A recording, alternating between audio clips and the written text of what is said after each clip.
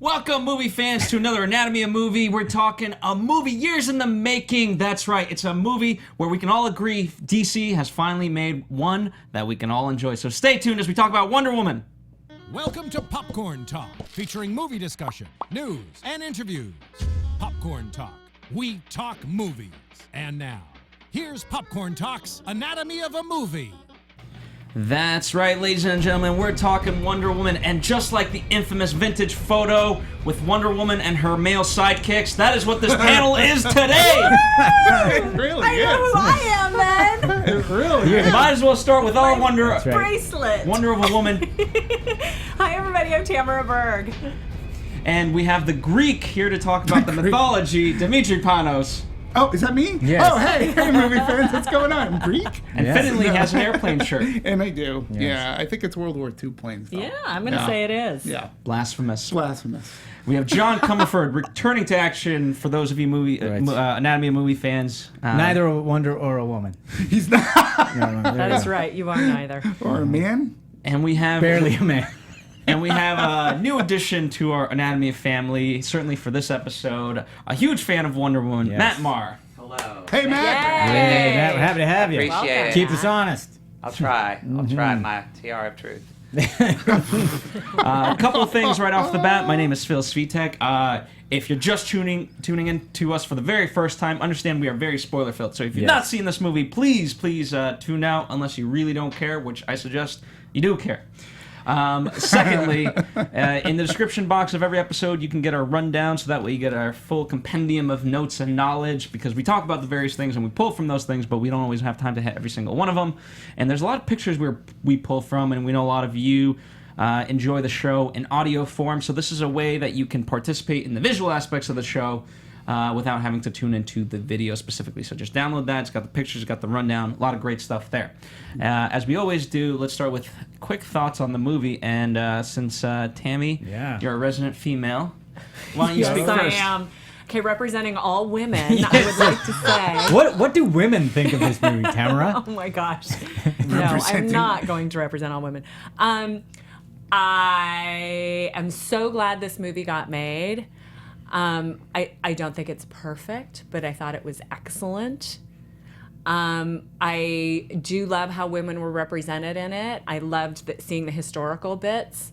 Lots of women talked about how they cried during the war scenes. I am a sucker for any opportunity to cry, and it didn't happen for me.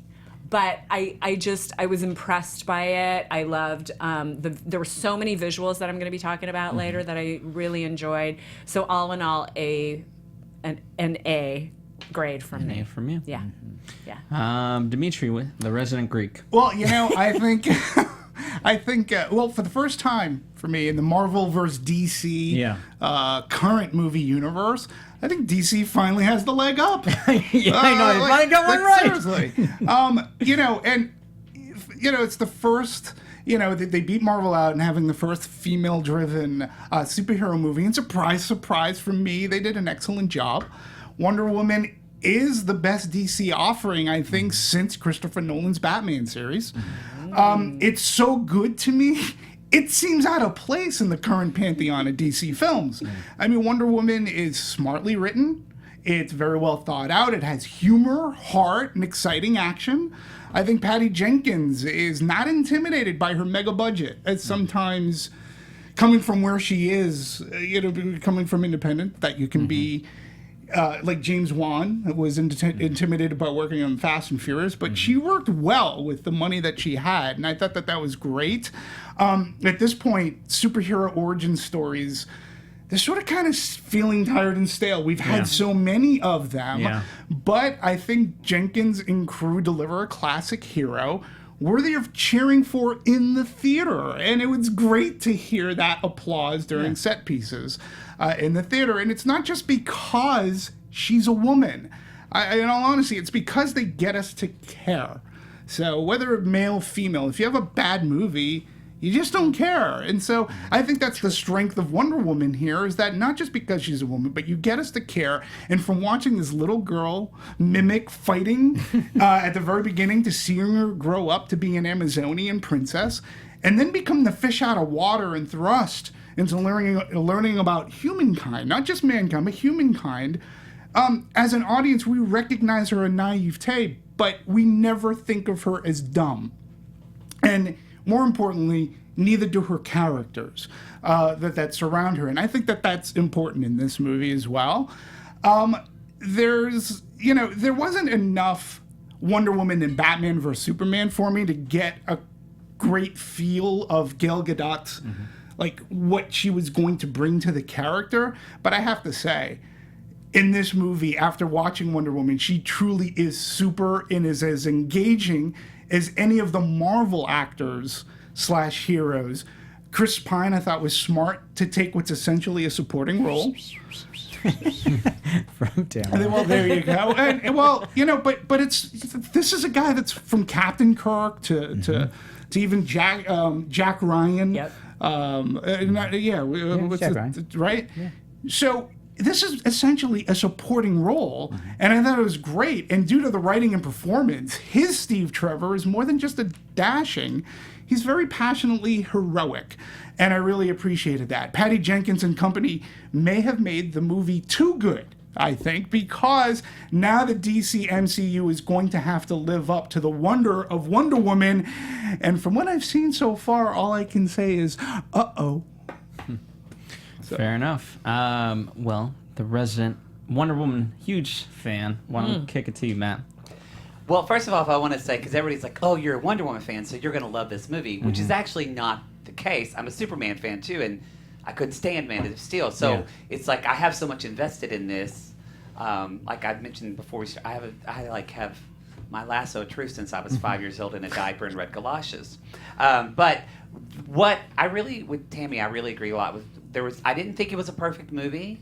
I think the things that the like small quirks that I had were probably what a lot of people have talked about. Like the ending for me was a little bit. I didn't love necessarily the CGI aspect of it, and just how we'll get into this later, but just how Wonder Woman being the daughter of Zeus, and I'm like, I don't want Wonder Woman to have daddy issues. I don't want to think about that. That was kind of only it. But I think what they nailed right so well in this movie was the tone, and then I think as an actor and a producer, I feel like the two things you have to have a good story and you have to have a good cast, and they had a fantastic story, and I think why.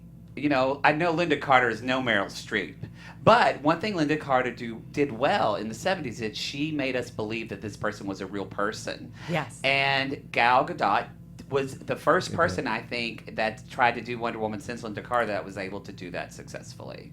Very cool. John? Yeah. Good. Welcome back. All right, so are you foregoing your Man quick of many thought? words. Yeah, exactly. I thought Fair enough. No. So I'll say this, and I'm paraphrasing from a lot of sources, so most of what I'm going to say is not my words. And unfortunately, again, because it's so many different things, the sources elude me at this point in time. But one of the things I thought that I thought was so unique in terms of a perspective was this idea that with DC movies, everything was going so dark. Yeah. Right. Whereas if you look at, Batman can be dark, but Superman and Wonder Woman, the whole idea is they represent truth, justice, yeah, and the exactly. American way. That's not really a dark theme. And so this, what I loved about this movie, though not perfect, just the spirit of what it was trying to achieve and go for was so pure overall that that's what I enjoyed and that's what hooked me. And that's why I first see, and especially like if you look at the times perhaps that we're living in today, I can look at something like that war scene, and she bears the brunt of everything, and despite all that, she believes that humans have a good side to them, and she's gonna continue to build that despite kind of the horrors going on. And I thought, especially now more than ever, that's a very powerful message. Yeah, I hadn't said anything earlier, but I thought it was a really smart move to go against the grain of other DC works and have it be more about hope and have it be more about lightheartedness and that kind of thing. We still have all the drama that there is, just because all the other ones, it was just so heavy and not in a good way.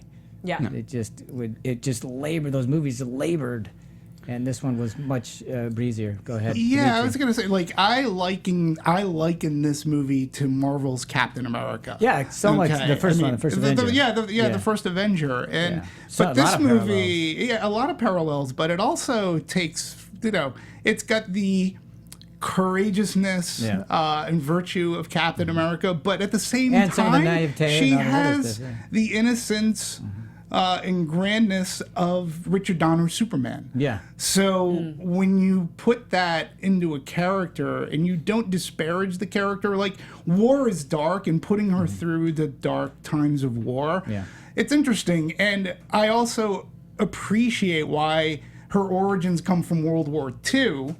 But I like in the comics, but I like the aspect of the reasons why they put her in World War One.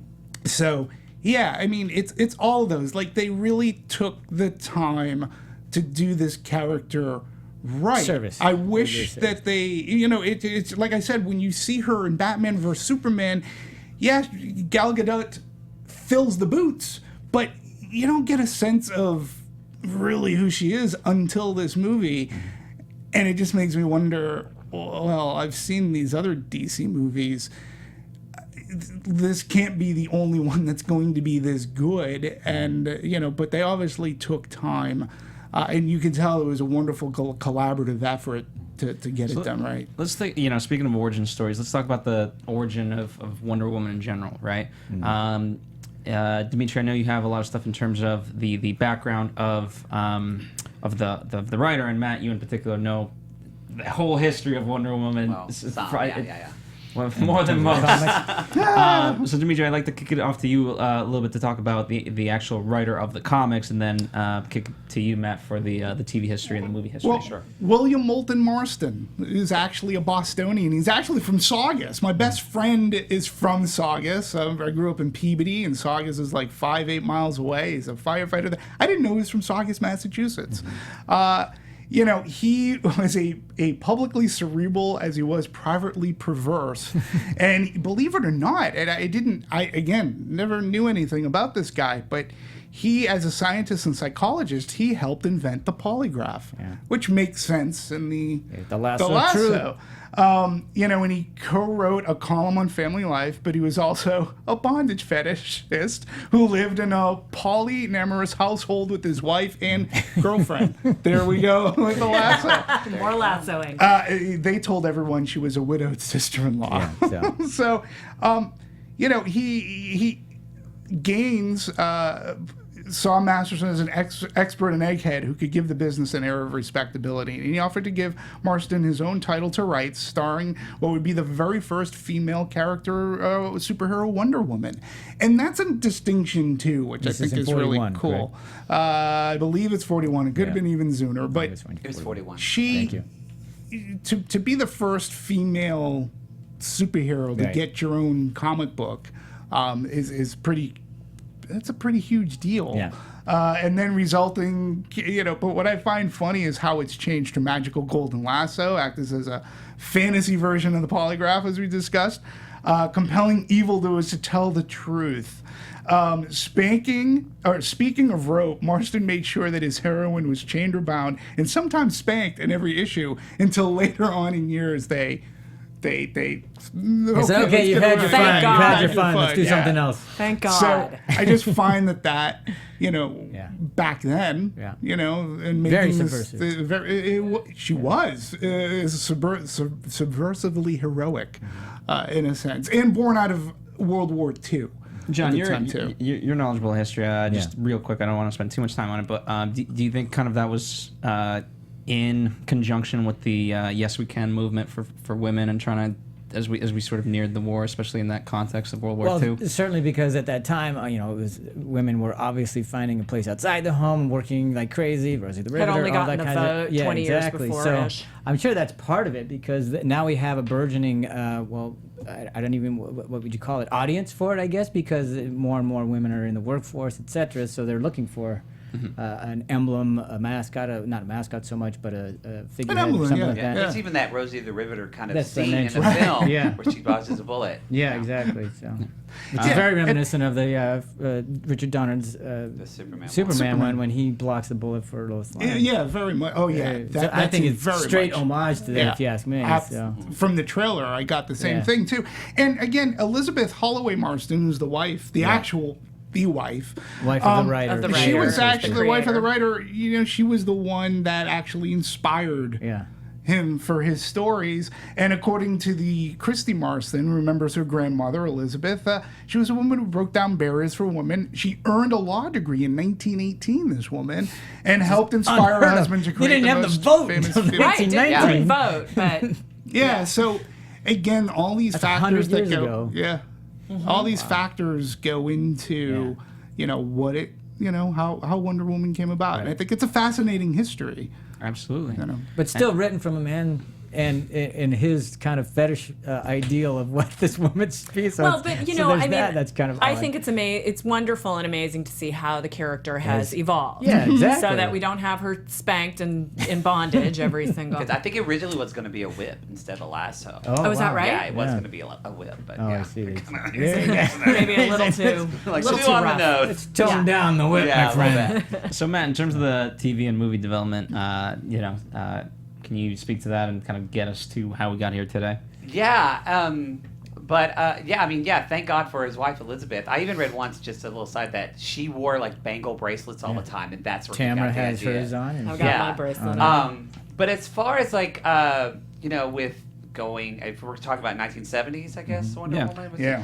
So a lot of people I didn't even realize until I was older, and I bought. Like, I was able to, I think that it was Time Life, I would get a video cassette every month of like Right. 2 Wonder wow. Woman episodes. Nice. I'd forgotten that originally Wonder Woman was placed in World War II. I think a lot of people think of the 70s and Linda Yeah. Carter because of the first season was on ABC, and it was all based in World War II. Right. And then when it got canceled, it went to CBS. And so when CBS, it was the New Adventures of Wonder Woman, and they put it in the 70s, and they started doing much more. That was the time Bionic Woman started happening. So it was, much more about aliens and a lot of sci-fi stuff. There would be a couple references to the Nazi, but like Steve Trevor died, but now Lyle Wagner was playing his son. Yeah, and exactly. They kind Right. of did all that kind of stuff.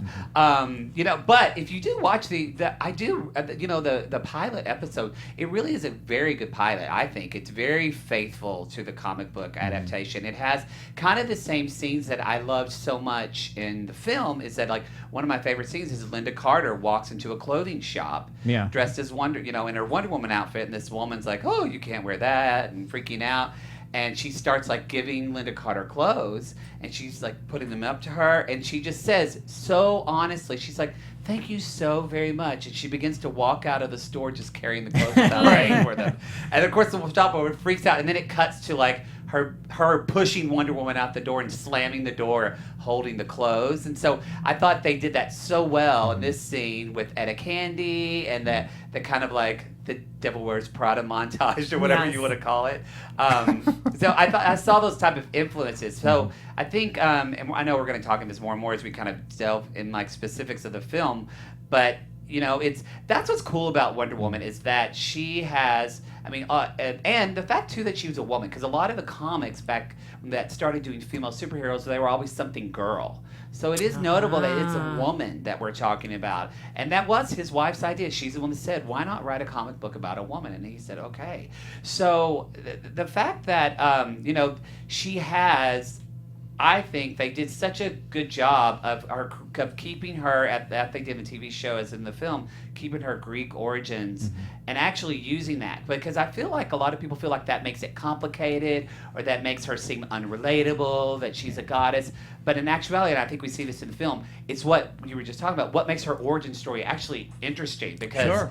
we get it. Batman, you're an orphan. That sucks. So, there's a lot of, it's kind of the same tropes that we're getting. Yeah, it's that, and outside of like Guardians of the Galaxy, which gave us a whole new crew of an origin story, it didn't Yeah. even feel like an origin story. That's true. How many times, like literally, can we see Spider-Man Yeah, I be know, that's true. rebooted? And Yeah. it's like, We'll get ready. come Yeah, on, I know, exactly. but that's what I'm saying. Yeah. And this, Patty Jenkins and crew and the writers did a really good job and incorporating this quasi mythology. And it's not like they spoke Greek or anything like that, but it makes you care for the character. And by showing her as a little girl and not as a teenager, but seeing her grow up, I think was a really big deal. And the juxtapositioning of Paradise Island to the real world also is like an eye-opening kind of an experience for her.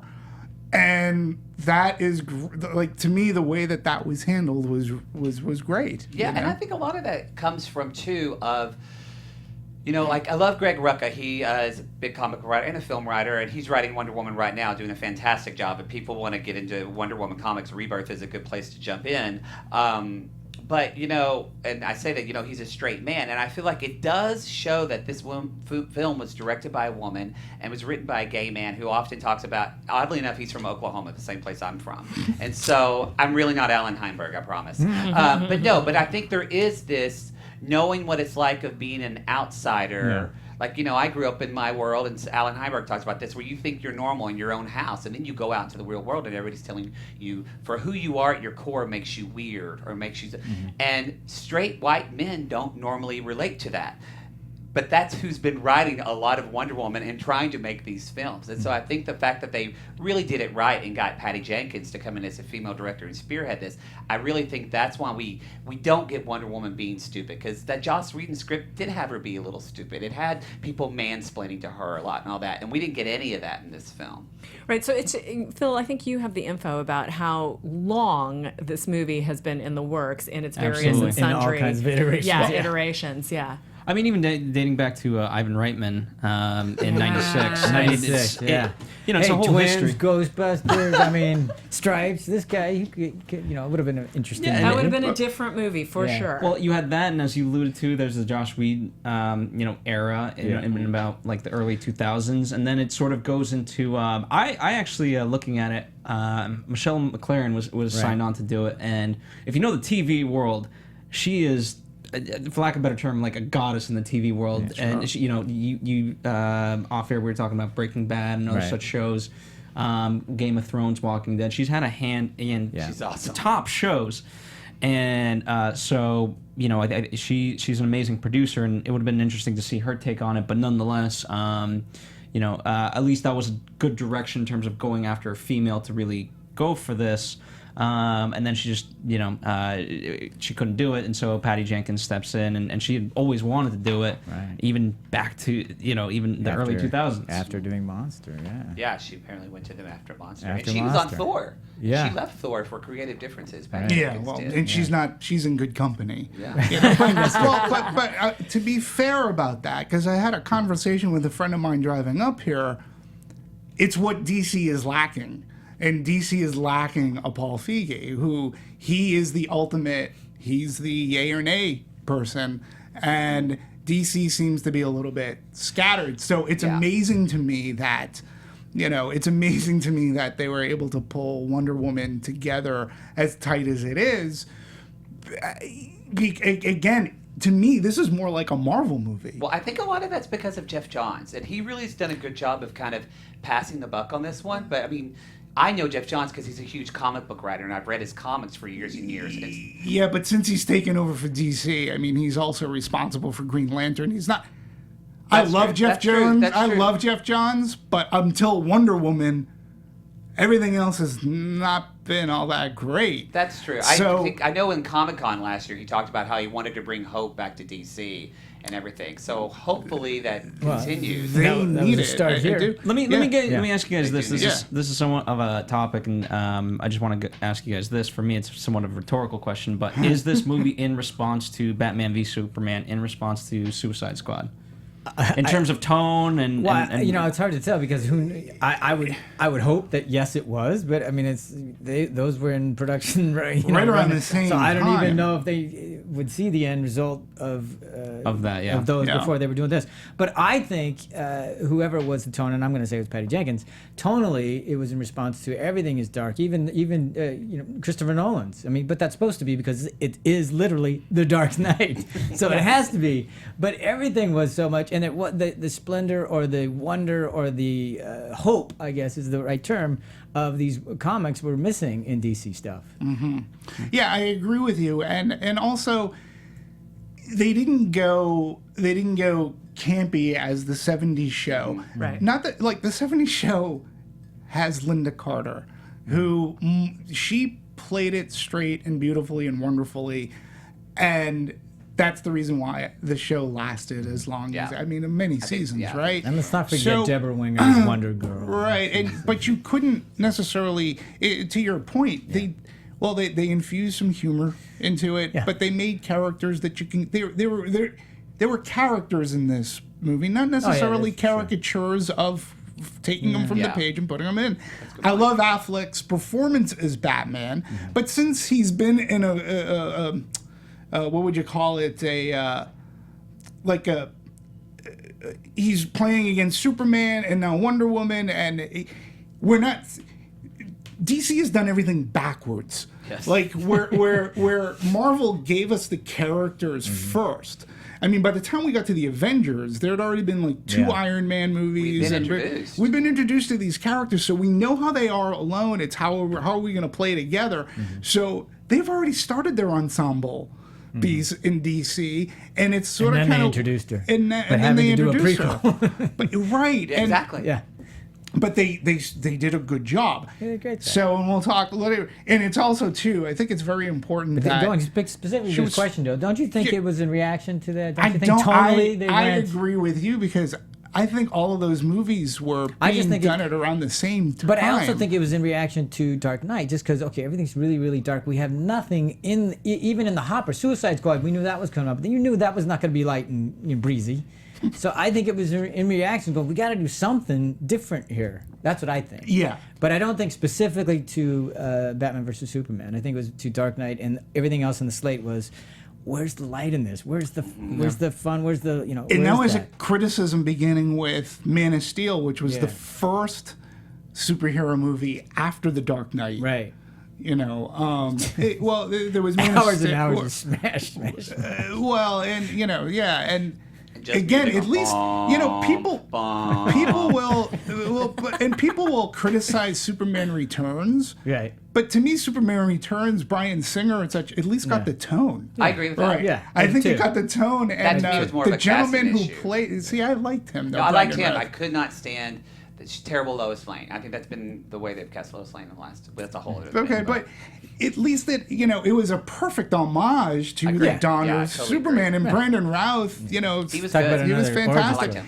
And then they do Man of Steel, and I know that they wanted to keep DC a little bit more serious, but part of it was as if they weren't watching any of the Marvel movies I know, to you couldn't say every once in a while do a wink and a nod. something. Yeah. And so I agree that maybe it was an answer to the Dark Knight series, but it was too soon because they had already had Batman vs Superman. She was already in that in production with Wonder Woman. They were working on Suicide That's Squad. why I think whenever they hit on the prequel or going back to even going to her origin story and doing World War II, that's so close to Captain America, the first America, Avenger. yeah. So they went, let's do something different. And if you're gonna ride the purity thing and her innocence, being sheltered on this island and not even knowing the world of man, what better place to throw it in World War I? That's the first World War, so why not? And it's the war to end all wars. Right. Yeah, so it ostensibly. fits. Well, Yeah, and it fits that- into that exactly. story of Ares coming back.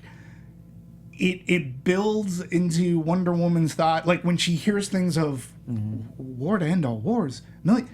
This is Ares. Like, it makes it easy. So much to put easier. that And character. even the Amazons fighting, with arrows and all that other, it made it a little bit more sensical. Just the whole idea, because they're from that bygone era, and not having to use modern warfare. So. And I think it's difficult too to have Wonder Woman. I think it's a little bit more difficult to have Wonder Woman in World War II, considering Nazi Germany. Well, you have to go. You have Hitler. then you have to deal with that issue and not.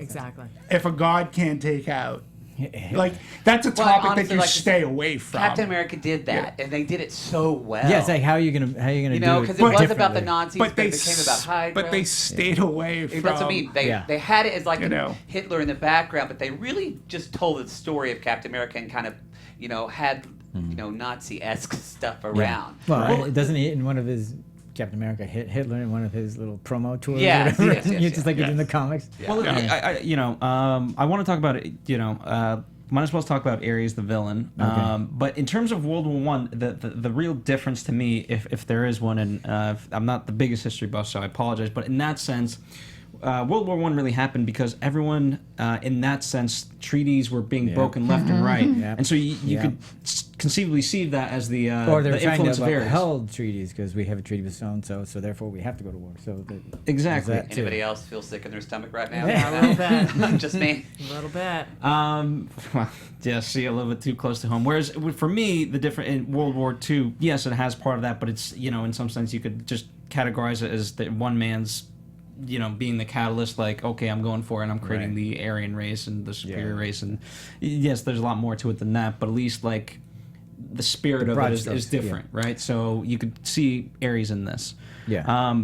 Let me ask you this: in terms of Ares. Somewhat of a basic question, but did you guys think that he was going to actually be real and appear in this movie? And Let's go to the Greek. Yasu. Break a plate over your head. Well, yeah, I mean, they made such a big deal of that character. For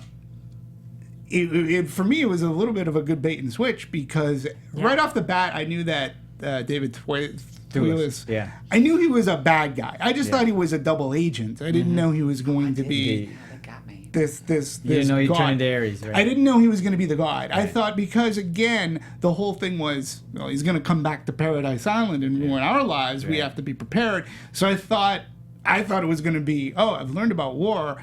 Oh shit! I got to go save the mother country, and that didn't happen. So I enjoyed it, and plus throughout the whole movie, like you're being Diana can't be she can't learn what she is. She can't. Right. It As was soon as all she about knows, hiding. Right. As soon as she realizes he's gonna know, start to realize. and we got to keep her away. That so I like that whole subterfuge because they used aspects of her origin story. I they molded used- you from clay. They used and- both, because that was the original. Like she was molded from clay, Right.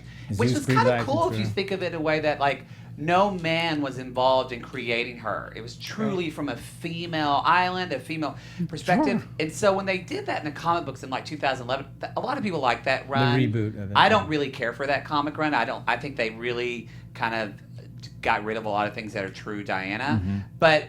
They did such a smart job, actually, in this. It was because it was a great story Yes. to believe You think- in. You believed it. I assume the only reason why they did it is they wanted to turn her into a demigod so that she could have more power. Is that why they Well, when she's did? crafted from clay, she Yeah. gets her speed from Hermes. She Yeah. gets wisdom from Athena and like other Yeah, gods. but she's grant not her her immortal, gifts. is my point. Right, I but mean, no, until she is Zeus- immortal. She is immortal. She is immortal. Okay, so I didn't know that. but in the but in the structure of this movie, Yes. she's not immortal. She's not. just you were crafted from clay, Yeah. gave you life. Here you are. You're not a warrior. You're not a god. I mean, they did everything to keep her away, Yeah. and they purposely. And that's what I found fascinating about Yeah, this that's too. what The they did. bait and switch. We have the God Killer, and then at the very beginning of the movie, they show us this is the God Killer. Right. So as an audience member, you're like, oh, okay. okay, that's the God Killer. So when it like crumbled, and then I'm thinking, oh, okay. Then I was like going, so that's what she was using in Batman vs Superman to take out Doom. Me too. She I has thought all that, yeah. She has the God Killer, and then when you get to the movie, it's like, ew. Yeah, when that happened, I You're totally the gasped. God yeah, Killer. I totally And, like- clutched my pearls. I went, Yeah. I did. I totally got me. Got the vapors. I didn't clutch any pearls, but I was like, oh, light dawned on Marblehead. And I was like, very, very cleverly done. Now we understand how she ends up in current modern day.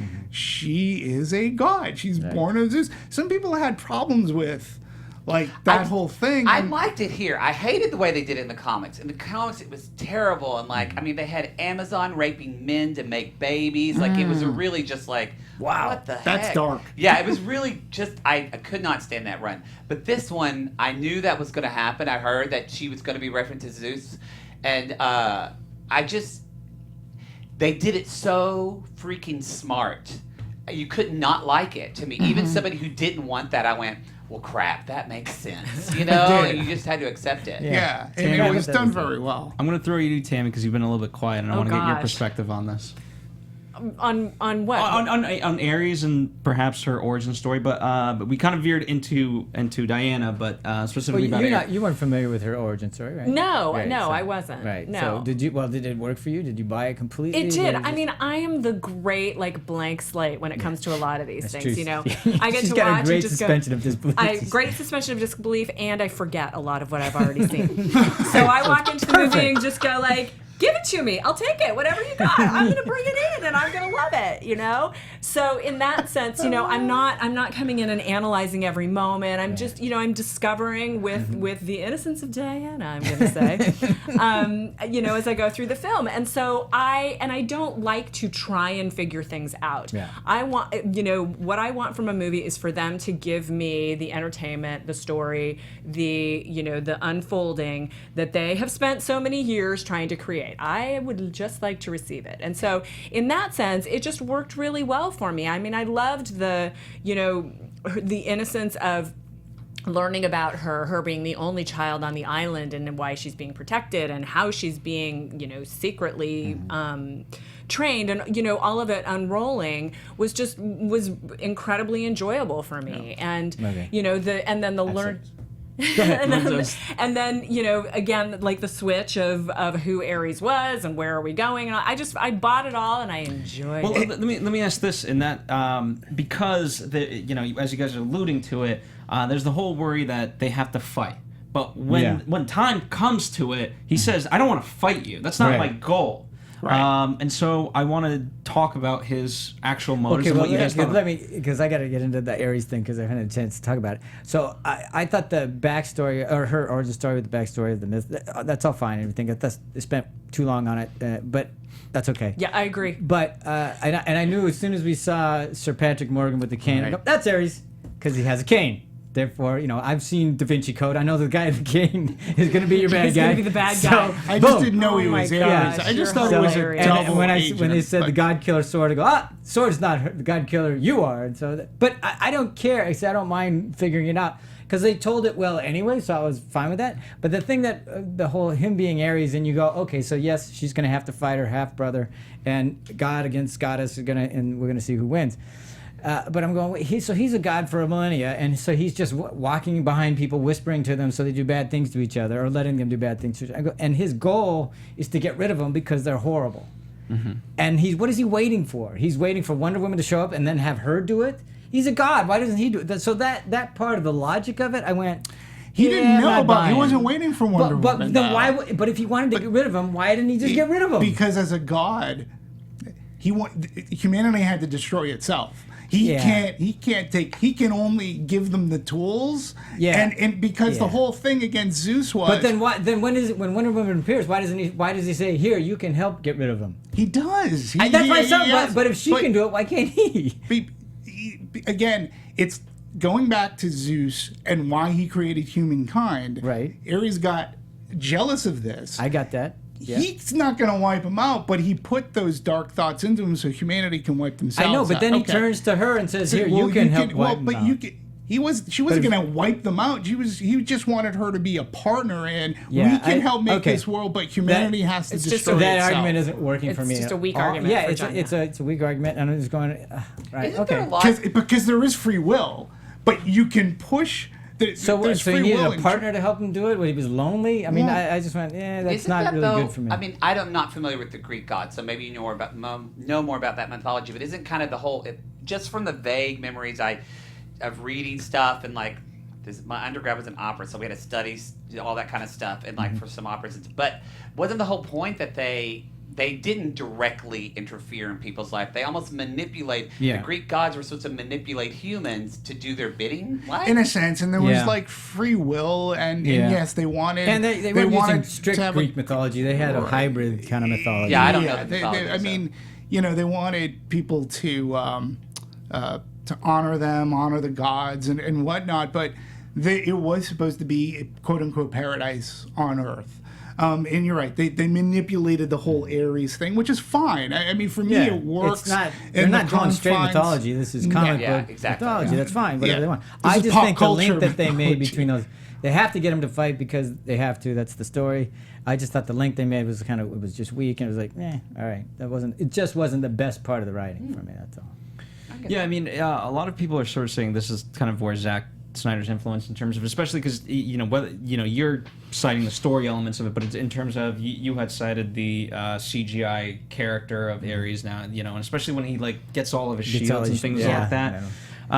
It felt very much like Zack Snyder of this needs to be inserted for the final boss. It was cool though to see that as a comic book nerd, it was cool to see that's exactly how Ares does look in the comics, what George Perez drew him as. And so that was cool to see. I like how they did it, the metal I thought from that was everything, smart. and then he does the eyes. nice. I was like, That was fabulous. And I have to say too, because and I would recommend this. I mean, you probably already have, but I mean, I saw the movie twice. And it was the second time that I picked up on a lot of the stuff at the beginning, and I was like, oh, it's. And to me, when you watch a movie a second time and you pick, and you're able to now, because you get the first viewing out of the way. The first viewing is like, what am I saying? It's like, whoa. And then the second time you're like, oh, okay, I see this thread over here, and I like that. Oh, this dialogue over here. Okay, I get more of it now. And in the second time I saw it in 3D. I saw it like this XD 3D. The CGI stuff, everything about it, I felt in 3D was gorgeous. Really, it was beautiful, and the audience I saw it with too was markedly better. Believe it or not, the first time I saw it at I was invited to a Warner Brothers screening at this beautiful theater on the Warner Brothers lot, and my audience was the boringest audience to have seen this movie with. It was a bait and switch in its own right.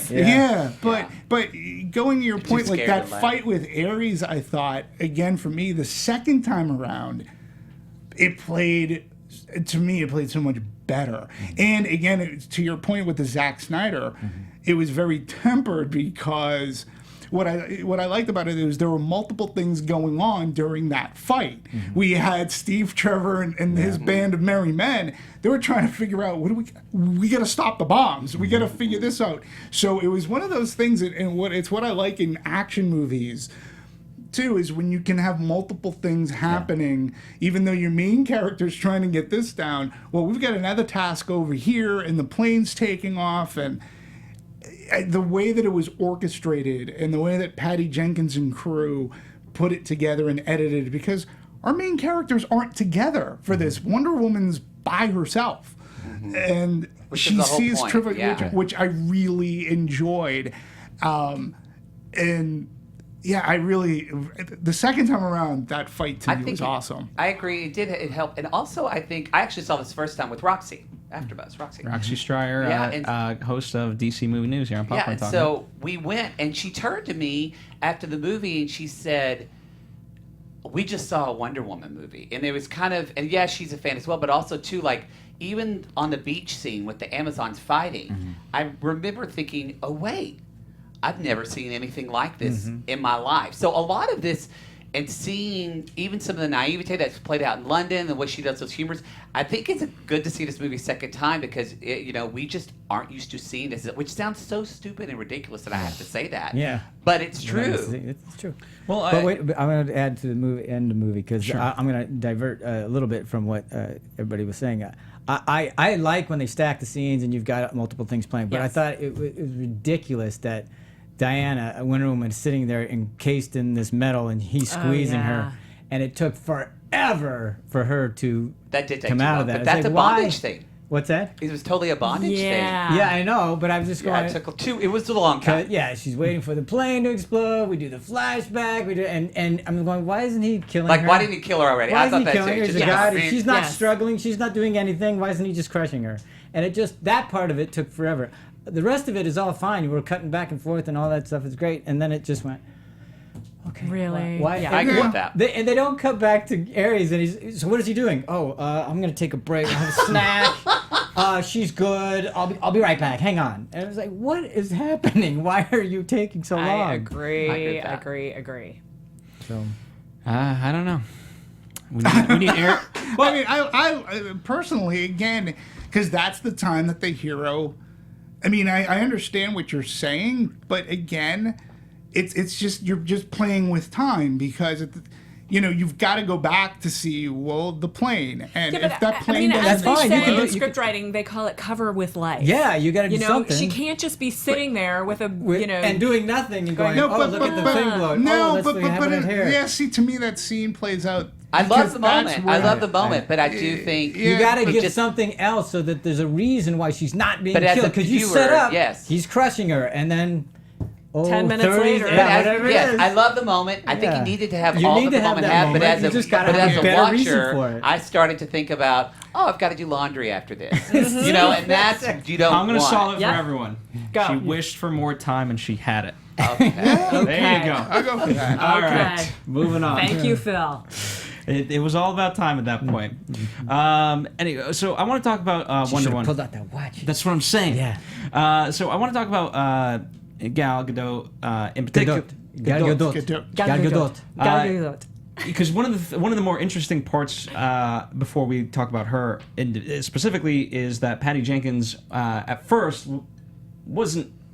She didn't think that she was the right fit. I didn't Right. know Zack- this until today. To read this, Yeah. Yeah, so Zack Snyder, she was in negotiations at the time to do Wonder Woman, and then here comes Zack Snyder, and he's doing Batman v Superman, Yeah. and he casts her, and she's like, Wait, that's you, my stuck you're Wonder gonna Woman. actress. stick me with this? She didn't even get to cast it. However, even though that sounds a little bit harsh, she goes on to say frankly, I think they did a better job than I could have had because I don't know that I could have scoured the earth as hard as they did to find her. I don't know that I could have looked internationally. I would have just looked for an American girl. The fact that they found Gal and chose her is a magical gift to me. They're incredibly intelligent people, and they were looking for all the same things I would have looked for. Here, this is only a little thing, but the fact that she's international is Israeli.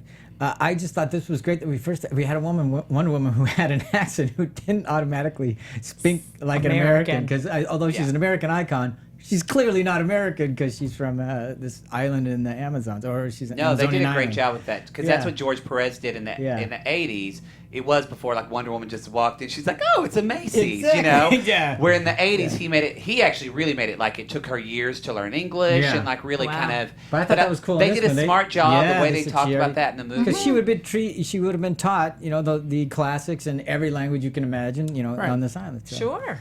So, I just like that part of it. The best Americans are foreigners. Yes, it's true. Like the best Irish, or the American Irish. Kidding. The way she describes the character is she has many strengths and powers, but at the end of the day, she's a woman with a lot of emotional intelligence. Tamara, you have something about.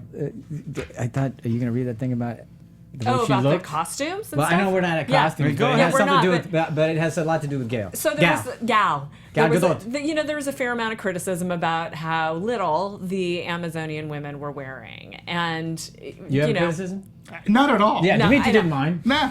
Not Hey, at I all. didn't even mind it. You I didn't like mind it it. swing There that you way. go. I What are they didn't going to be? mind. What are they going Tamara to be didn't wearing even long? I They were in don't a know. paradise island where it probably doesn't get below 85. I know. What else do you wear? Exactly. Where? Yeah. Exactly. So Lindy Hemme, who designed the costumes, she says, I, as a woman, want Wonder Woman to be hot as hell, fight badass, and look great at the same time. The same way men want Superman to have huge pecs and impractically big body. That makes them feel like the hero that they want to be, and my hero in my head has really long legs. I believe that was Patty No, Jenkins. and, that said that. and that's fine, but like I always say, Oh, like, no, you're right. It was Patty Patty Jenkins who Jenkins said that, who but said it's Lindy Hemme who created Yeah. the costumes. But that was specifically, I think, talking about why they were wearing high heels. Yeah. Well, and they Yes. weren't.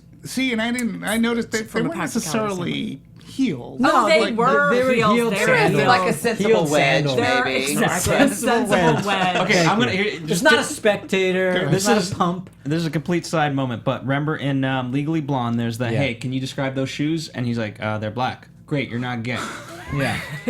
So There you Demetri, you Yeah. don't know shoes. Yeah. I don't know shoes. So just leave it at that. Fair enough. Yeah. But I have two you know, sisters. I know shoes. Yeah, Look, you I do, thought yeah, you do have even sisters. from a costume. Well, I think they got her costume right, and I had no Yeah. problem with them being on I this thought she looked paradise great. And I- I, island. like the And if- change in the yeah, costume. being the they didn't have to be wearing togas. I mean, it goes back to Greek roots, and Absolutely. Amazons, like the historic Amazons, cut off their breast so that way they could shoot a bow and arrow. And I even noticed Which, that in by the the way, costume. is true commitment, I would Yeah, say. yeah. Hey, if you're gonna, but even It's a lot of the method acting. costuming would do like the one shoulder sling, and Yeah, I sure. honestly I saw that as a utilitarian aspect. Yep. So I think it's it's. I don't know. We walk the line of feminism. I think if we say that to be a feminist means that you can't also you wear be whatever you beautiful want. and, Right. and have other feminine qualities. Right, But So- speaking of, I'm sorry, Oh, go ahead. Tammy has something to read. Well, just again talking about the costume designer says Patty Jenkins and all of us were trying to tread a line where you don't over sexualize people, but you are still proud of their bodies and how fit they were. Yeah, which is tiny. Yeah, if I looked like that, I'd be naked right now. But as a god, and this is why a we're sort of shooting kind of from an the waist issue up. with Superman, is like, okay, so he's from Krypton, right? Right. He comes to he's all powerful. He doesn't need to be ripped. I mean, he could just be a Yeah, he could look like- slovenly yeah, it doesn't- slob yeah. because nothing's same thing. She's a god. Like she doesn't Doesn't- have yeah. to be ripped. I mean, bullets ain't gonna like. Yeah, Batman's harm her. got to be buff. Batman. Well, yes. Yeah. Or he he's even gotta have says all it. that- He has to. All that where? But to the crew's credit and their training, Yeah. to look right, get the moves down right, ride a horse. I mean, the athleticism that was going on. Now I get on, particularly in the training scenes. Yes. I mean, look, I get that probably the arrows were CGI but there was some stuff when they're like leaning over Yeah. like backwards on a horse, That I picking up a loved. shield, and like that's honest to goodness great stunt horse Right. riding. That was and awesome. graceful at the Yeah. same Yeah. time. It was So awesome. like you were saying, the women doing sort of that backbend, or the one where she was leaning off to grab Yeah. the shield off the Those ground. who aren't watching, Tamara's doing her physical representation of that. It was it was graceful, it was beautiful, it was interesting. It was Yeah. it was the And we kind haven't of moves seen that it. we don't see. Yeah. Yeah. And going back to your point about her specifically, rather than the costumes or whatever, but I thought they did Yeah. a great job of casting her as well, because in this particular incarnation of this, with this movie and the innocence that she needed to portray and that kind of thing, I thought she had that in spades. Yes. I mean, I Yes. bought her being completely sheltered and then being opened up to this world that she had not even heard of, Yeah. Yeah. let alone been experienced. And not Yeah, being and stupid. And Yeah, not being again, stupid. like Just innocent, like you had said in your naive. intro, not dumb but innocent. Yeah, we naive, never- like. But that was always red in her receiving. eyes. I mean, Yeah. she was always Yeah, conveying she- that. Yeah, Agreed. she played that beautifully. And again, I never got any of that sense from that character in Batman vs Superman. I mean, she filled the role Yeah. fine, but I just when it was coming into Wonder Woman, I was like, okay, how's this?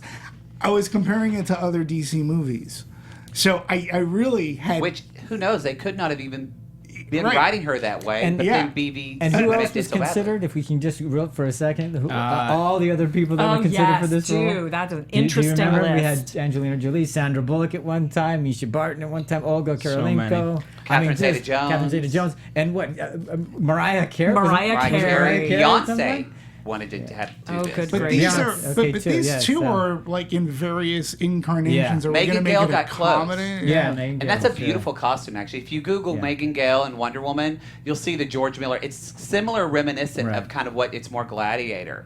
But I was listening to last night to an interview with Greg Rucka, who's writing the Wonder Woman comic book now, and he's the interviewer was talking to him like being like a straight man, like how do you think of Wonder Woman and why does it qualify for you as a man to write it? And he said, and I've never thought of her this way. He said, a lot of people think of Wonder Woman as, oh, she's wonderful, the wonders she can do. She said, I think of her as that she wonders about humanity. Interesting. She Right. wonders, Interesting. and I think that's the way Gal Gadot played her in this. That I Yeah. think works so well. Full And of again, wonder. I mean, she's- that's sort of the definition of innocence. Well, Exactly. And again, it's played sort of as Christopher Reeve played Superman. Right. He had a big naivete on what humankind is Yeah. and about they're a curious can't- creature. Yeah, it's like I can't lie. It's like, well yeah. what are you doing? No, you can't do that. You're gonna hurt the people. And that's where I made the parallel to this is how maybe this was in part Jenkins' direction to Gal Gadot saying this is what we want her to be, and then what she brought to the character I found to be it was breathtaking. And I smiled because I did think of Christopher Reeve's Oh, I Superman. did too. And it was hard not to. So when she's in the store and seeing all this stuff, There were a lot of references. I just it was like, well, There was they a joy got to this being a right. hero. You know, like when I saw Man of Steel, I thought two things would have changed this movie. One, if it wasn't in sepia, and two, if just when you saw Henry Cavill like save someone and he flew away, he smiled. As if he had done something he felt proud of. And we Right. never saw that in Man of Steel. Batman, he's never going to smile. We get it. No. But you need that with Wonder Woman as well. That, like, she does have, like, even in some of the fight scenes, she would get, like, this kind of, like, this smirk on her face that she enjoyed it. She enjoyed, like, yeah, this and that is was what I'm cool. on Earth to do. Yeah. And it wasn't a villain. It wasn't like a, wasn't- you're yeah. going to get it Not a now. It's sneer. like, It was like, Not a sneer. this is what I'm here for. Yeah. Like, it was joyous. That was and Ludendorff. and I'll go to No Man's Land, and when we talk about soundtrack, Yeah. that particular piece, but that scene where she becomes the hero, it was never gratuitous at all, and it had a rhythm to it. It built up. It, like, you know, either letting her hair down, climbing up the ladder, and Putting on the- but it was like. But she did it like a magician would be hiding. Well, yeah, like they she- turned the way they shot it. They went around her back, and then Yes. they and revealed then when her she and stuff. That turns, was nice. she turns around and she's Wonder Woman, and it was just the whole rhythm of that scene and how it built up. And when Okay, let's she get ready was for our running- hero shot. But when she was running, she was like, "This is what I'm meant to do." It was That like, was so cool for me it to was see too, because awesome. like with Linda Carter, she would deflect bullets, Yeah. but it would be like the way that she did it. She had little things in her hands, so she would press a button and it would like explode on the break. So we'd always be like, "Pew, pew." Okay. But I've seen it in cartoons, but to actually see Yeah. Wonder Woman like running full force and like just Knocking hands like a blur, I was just like, "Oh my god, I'm actually seeing this in real life." It was exquisite. It was a very well I like the orchestrated shield, bro, scene, them- and the shield yeah. Hitting her and part everything, was that was was pretty good. great. And Here's the We subtlety of it. digressed. What were you? Yeah. No, it's fine. The subtlety of that scene, though, is the fact that she's not out to kill them. It's more so they're in my way from saving these people. and we have to save these people, So yeah. I'm gonna just get through them. So because I have Well, to. I mean, but it's I'm not no gonna man's long- land. What better metaphor? It's no man's land. Only a woman That's can again cross why it. World War Yes. One again Yeah. works Thank so you. well. It's just all the it just works. That's one reason why I think that. What if we put it in World War No Man's Land? I mean, that might have Yeah. been the whole reason why they Yeah. decided World War One. Well, and actually, well, it was the first you know, mechanical war. Yeah. it was too, great in for some Dr. sense. Poison, who is an original Wonder Woman Yeah. villain, because that's when chemical warfare Sure. blew Yes, up it was so invented, much. yeah. literally. Yeah. But in terms of her, also, you know, I think she's just a woman that just goes for it. Like, I thought she did a fantastic job with her role in the Furious movies. I thought she did a great job in the comedy. It wasn't that great, but Keeping Up with the Joneses, you know, she just went for it. Right. And so she shows a different side in there. And I think she's a huge asset if you have her on your team. I think. I agree with you, and I'm glad you brought up the Furious movies, the Fast and Furious movies, because she was the only character who meets her demise. And I was like, oh, bummer.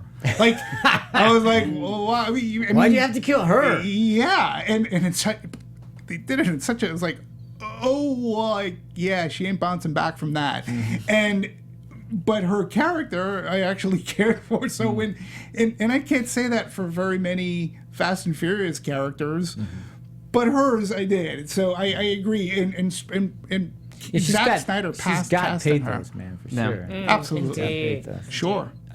So let's also talk about Steve, only because the two Yes, of them let's. have that.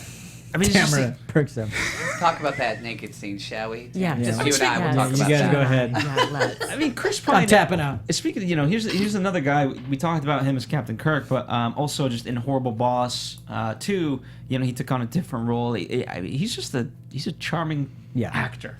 Yeah, versatile, and he too. really got to show his charm in this in the beginning. Charm, the scenes, word you want to use for that? Hotness, charisma. What's the word? He's basically the audience member. What's the term for that? He's the audience surrogate. Sure. Sure. Okay. Yeah. I like that. Okay. Yeah. We'll go with that. Yeah. No, I mean when they were not sleeping together on the boat, and Because he doesn't sleep with Yeah, women. because he doesn't sleep with The women little outside of tete-a-tete marriage. thing, yeah. You know, that woman where the moment where she says, you know, I was molded out of clay, and he goes, well, that's neat. You thought it was really charming, so right? charming, wasn't it? Genuine. I think it. Yes. We needed that because otherwise it seems like like she's a novelty, and then she's not really. But the way that she played it was so sincere and just kind of again matter of fact. And Right. Sorry. Great. And speaking to what Phil was just saying, at that moment, he is us, because what would we do if we were presented with somebody who was so naive And so foreign. and was this earnest in her beliefs? In a sense, he's Lois Lane. Like, Sure. because No, he is Lois she's, Lane. she too is very nice, when And Superman cynical, is so like that, he is, yeah, and- and that to and me he's the speaks exact why opposite. Superman hasn't worked, because Amy Adams is a great actress, and so is Kristian, whatever her name is, I forget her. But they're just so serious about it. You're like, come on, you're like in love with an alien who can fly. Like Margot Kidder was so fantastic because she was. would have those reactions She that had we that, have. Of yeah, like, and she come was on, cynical no. too, No, right. a bullet. No, it Yeah. can go through you. I know. Yeah, and she was so very we needed that cynical, and with she was this. a New York cynic, and Yeah. which is great. But I think with Chris Pine too, you didn't mention Hell or High Water, which Yeah, is he's you great. know, Oh, Freddie's which I think fantastic. is I've he's Great, yeah. he's very amazing, versatile. and he's getting a and- great resume. and his dad is the captain in Chips. Robert Pine. Robert Pine. If Chips fans, Really? yeah, Yes. it's his dad. Yes. Oh, and he was also in The Finest Nepotism. Hours, which is a really good movie as well. But again, I just think that it's smart because other leading men may not have taken this because they're not. I'm a support. Yeah. But he made the best of it, and I actually think too, because I was giving this a lot of thought after the first time, as I was like, well, okay, he ain't coming back. He ain't going to be Agent Carter. Because, Exactly. well, meaning that, like, love Agent Carter, she was still in modern, she got older, and Hey, one of I'm the all for an Etta tragedies. Candy spinoff on Netflix. But- I'm well, all yeah. for Etta Candy. Well, but what I'm getting at is He wants more candy. Yeah. where Captain America was frozen, and when he comes Yeah, out, he's yeah. pretty much the same he was back then. Yeah. She grew older. Sure. And I was like, well, are they going to do the same thing here? It's like, well, no, they're not going to do that. They're not going to play that card. Maybe Yeah, but because there's Patty already Jenkins been 10. has said he's But- going to be in the next iteration of this movie. Chris Pine? Yes. I Well, didn't hear that. Yes. She's a god. She can go anywhere, guys. So, So, who knows? yeah. Well, I mean, they Transfer could do the time. whole if they Yeah, if who they would knows really, how? but they could do what they did in the television show. Like, Exactly. hey, Yeah. Steve Trevor was my grandpa. Yeah, Well, the whole Exactly. episode took place but in you the never shower, know. and I was That- only dreaming. I To hope me, they if don't. that happens, it cheats that death. I think so, too. Because Throwing to the flag. me, Yeah. to me, that death actually It's meant selfless, something. Yeah, Because because that's what yeah. ties Diana a lot to humanity and why she wants to stay. That's why she breaks Because a out of selfless those act like bonds that because she means realized. there's honor. I'm just telling you what I read. I'm just telling you Okay. what I That's read. All right, interesting, yeah, yeah. doing a little cross talk. I just think it is also that's where Diana learns of love.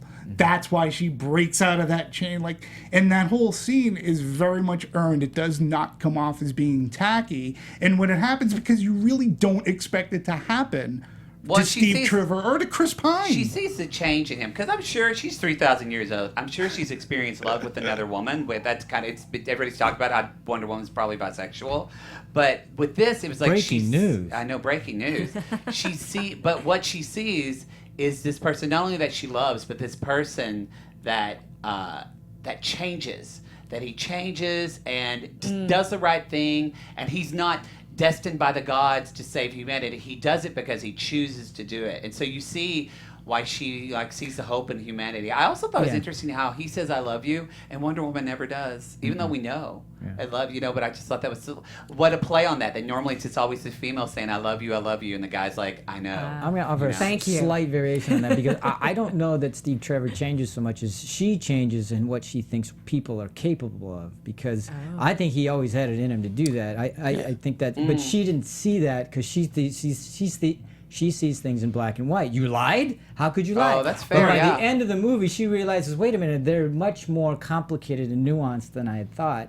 And you can't say that, oh, well, he lied, therefore he's a bad guy. There's so much more to humanity, which I think that's where she sees they're worth saving because they have this within them. Yeah, and I agree with that Yes. point because he does have that whole monologue like going, you know what? I wish I could pin this on one guy. Exactly. He goes, I can't. Yeah. It could be me. It could be Yeah. anybody. He goes, we're not like that. He goes, and that monologue that he has with her, I think, really said a lot about both the characters.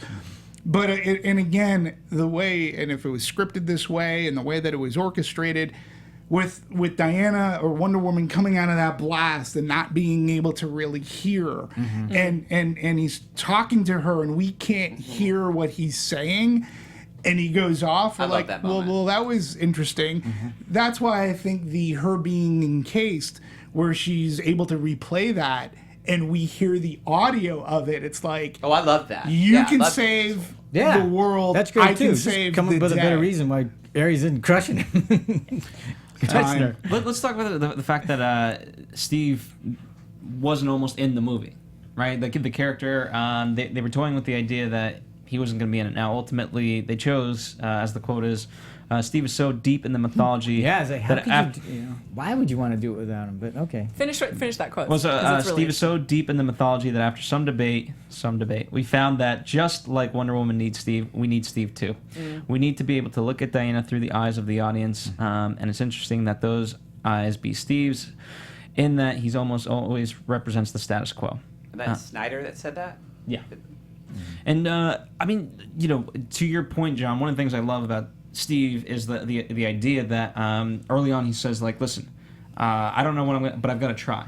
Yeah. Because it's either you do nothing or you try, and I've done nothing. Yeah. So That was a good line. Which inspired her.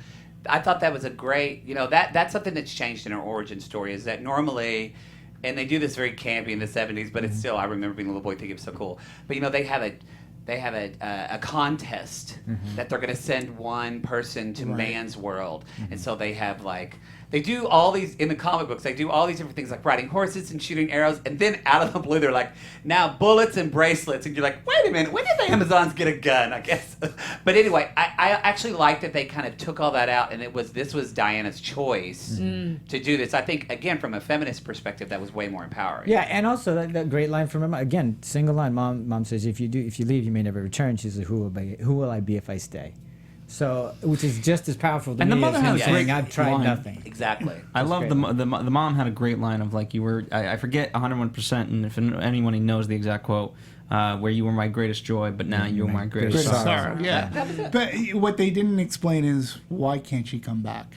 In the comics, I know there's a reason. No, I think she why. said may never come back, as in you might die, because you're going up against Ares. I thought that was. I think you're both right. I think it was unclear. Because there are in the comics, like if you leave, kind of like the if you the leave Zeus us, you protection, can't come back. You can't find the island Yeah. again. Like you actually won't be able to find it. Yeah.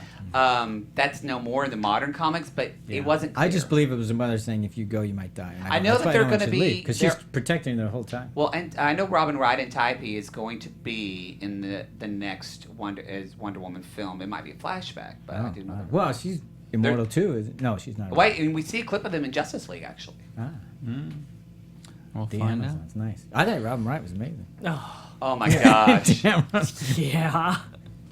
You liked her. Would you like to No, she elaborate? just no, not really. I mean, but one of the things I thought was interesting was because she was the coach, the mentor, yeah, It was yeah. interesting her the shape of her body, like the shape of her arms. You Yeah. could see her muscles and things like that. And the scars. And the scars, which were fascinating, Yeah. more so than anyone else of our main characters. Like she just had more developed muscles than anyone else, and I just thought that was interesting just and that great way. and beautiful to look at. Like beautiful. again, talking about let's show off the body where we can. Right. I thought Beautiful to look at. I know you guys talked about it being a little bit long at the beginning, and I don't necessarily disagree. But where I'm going with this, the thing that the idea that I liked was the conflict of, are we at peace? Are we not at peace? And do you have to keep training if you are quote at peace? And Right. I just always like that, like, 'cause it's a very philosophical question. Well, yeah, I know. That was a great argument, too, because there's a God out there, and he's vowed to come after her. So. Yeah, he's about to come. Well, he's about to come after us and yeah. and cause hell for us. Right, and so- we know that he's out there. You can feel it. I didn't find the beginning to be. I thought it was perfect. Yeah, I found the beginning because I thought it this was labored. Yeah, no, not at all for me. I Not at all. Because I didn't think we needed any of Steve's backstory. I thought he lands in the plane, boom, we're off to the races. I didn't need to go back and see the thing. He steals he has the book. I don't need to see him go yeah, but get that it. sets up our villains. I Like, know, but I would have seen them in whatever it was. Yeah, like 10 but- minutes later, I'm seeing them and they're doing the thing. Okay, they're doing the thing. Yeah, but he I has- didn't need to know the rest of it. Yeah, I disagree. I think the backstory that they gave for Steve is as being a spy. But you got And- that when and- he said he's a spy, and then we see him turning it in. Could have, All but of it that was stuff so with is Dr. Poison. but it again, made it feel like what's- a comic. Yeah, Yeah. But again too. But it was also like he needs to. It I also just thought gave it was him the backstory, object. her backstory. Then we got to get his backstory. Yeah, but now we you got to learn a needed little about the you German's needed backstory. You needed the object to get back to England to say, "This He is what had I the stole." book. Do you know, Yeah, but I think they was- needed it- It wasn't the whole movie. it But was see, just I a short think they period. needed it because they needed it for the people who were really deep into, the comics, Right. the comic world, all that kind of stuff. The people who are not me. I The people disagree who don't because- arrive going, just show me a good story. Yeah, I disagree You with know? that because I'm not so much into the comic book. And for me, it was perfect setup to know, oh, okay, these are going to be our villains. It's a great setup for the villains. He stole this. This is how he came to the island. We now have the object that we have to get back to England to say this could potentially stop the war. But he I says just- that to them. Yeah, and I feel like they could have cut it 25%. They easily could have done that. That portion, 25%, still gotten all of the information in and made it move a little more quickly. I mean, So I here's agree what I with said. I enjoyed it because it looked amazing. Like if it didn't look the way it did, I think I would have been a little, sort of more on the board side. Do you with mean guys. on the movie overall? The or- beginning. very on- much. on the obviously the island. movie looked overall very fantastic, but especially in the beginning, it looked very luscious and all that. Amazing, yeah. But I there was a thought in my mind. I was like, I'm in for a long movie. I know. And another thing, I'm thinking, okay, so he gets in the plane and he leaves. There's nobody following him in the plane, but the next time we see him, there's a whole navy after him, and just the logistics of that is like too hard for me. It's like, just to have him disagree. flying the plane and, And it lands, did- and I the don't movie- need and any the of the other movie's- I stuff. loved it. And the movie's 2 hours, too. So, It's longer 2 than hours that. and 21 It's minutes with 2:20. credits. hey, It you know felt what? longer. It's still I've shorter waited, than... as the screening that I went to, someone screamed out, "I've waited my whole life for this." So Yeah. I was glad to Yeah. sit there for 2 hours. No, I didn't As I'm think there was watching an them go. ounce of... For me, there wasn't an ounce of fat on the movie. And for me, it was because I was like, I feel that way too, who needs this? Yeah. Why are they running this? Well, you're It's like- correct. Gal Gadot had 17 pounds of pure muscle. And she... You know... No ounce of fat there. Yes, No. that's right. No. No. But we Until she had to digress. show up on set when she was 5 Pregnant. months pregnant. Yeah. But, For reshoots. Which was interesting. I mean, to that point, the fact that they could shoot that, they green screened the belly. Yeah. Which is interesting. I would love to see a photo They of have that. some. I Do couldn't they? find any, but yeah, there are Oh, supposedly I some would around. love I've to looked see for that that. too. I Yeah. haven't. But 'cause they it's definitely just have some pictures, but we just hilarious. didn't find them. yeah, and Themyscira was the Amalfi Coast, too. Yes. They needed Yes. to find a a nice place that had a good shore. It was very beautiful. And then with CG, you can add cliffs and such. And I thought the representation of Paradise Island was fantastic. beautiful. And it did look Absolutely. like an island of the gods, or that the gods made. I love the water, like the shimmering of the water, where you were, it was sort of Avatar-esque in a Yes. sense, and yeah, I really, and again, And it the really crowns that sets sat up. on were like the curled, like shell, Right. whatever things, instead of like just. And when we got into England, I found obviously It's a a great great. juxtaposition. Yeah. Great juxtaposition of others. I expected to see Sherlock Holmes. Anybody got any coal? Yeah. Yeah, exactly. yeah. Yeah, rid of I this really, ozone. yeah, I really like that. It's a that lot. humor that worked too, because she's like, ew. Yeah, It's Hideous. not for Yeah, it's not for everybody. everybody. Hideous. For everybody. But before we move into the full production, any other story elements that you guys want to talk about before we move more into the technical aspects of the movie? Last chance. Story before- elements. I will say this: my kind of running joke, and perhaps I'm the only one in the world that will laugh at it, but it all kind of starts where.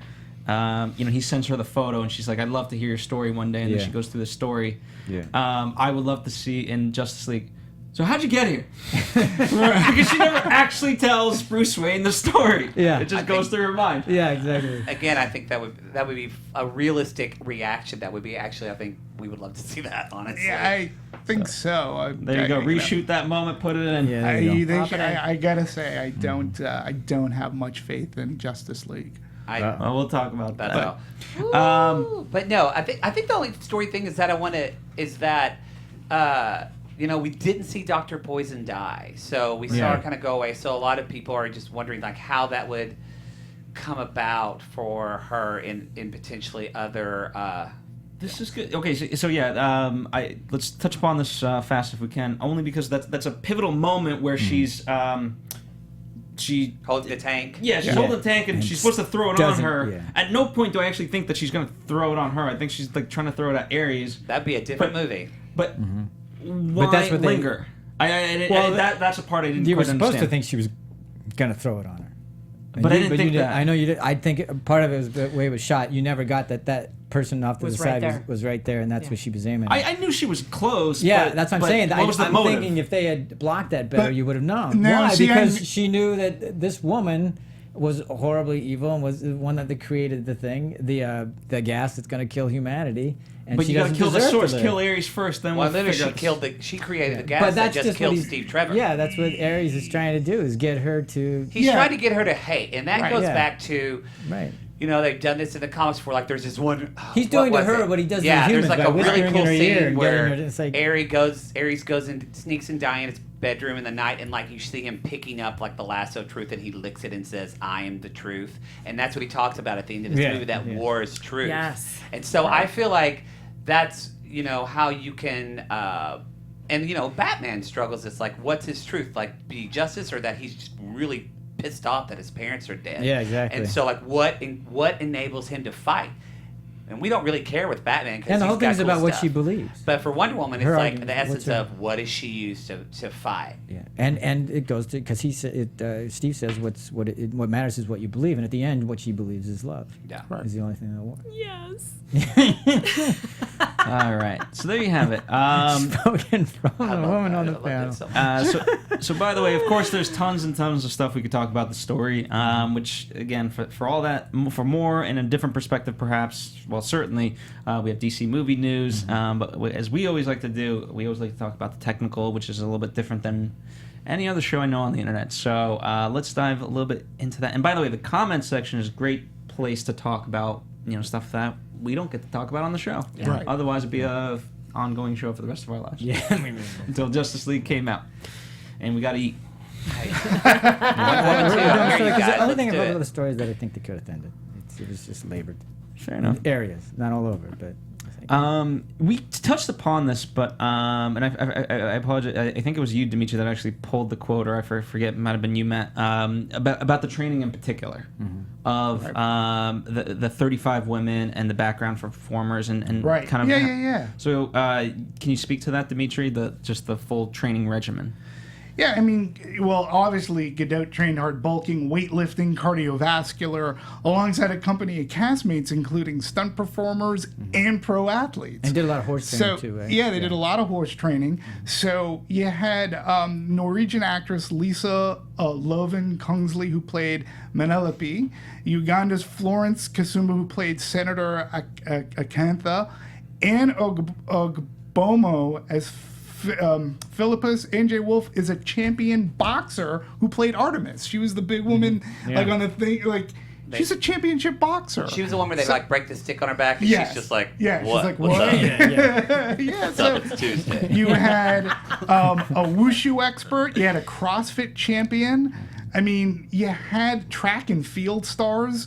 So you had all these athletes who were training, and hence it also lends to the flexibility, being able to do this, training on a horse. And Tamara, as a woman, what was it like to see all the pantheon Who of boxes yeah, herself? exactly. Yeah. Oh, Yeah. Was it cool? No, it was amazing. I mean, that was one of the things. A lot that of wish fulfillment to see all that. Definitely. Thank Yeah. you for saying that. Yeah, absolutely. And it was just, I mean, watching women be strong is incredibly inspiring, I think, to both men and women. Except for girly men. What I will say about that too, girly, for man. me, like I don't that kind. I don't hold it. like what's amazing is I don't look at that scene and like, oh, that's great for a woman. I just look at that because it elevates the bar for action in general. Yeah, like Right. but the only reason I'm Agree. asking And Tamara that should be is the you- conversation we just have.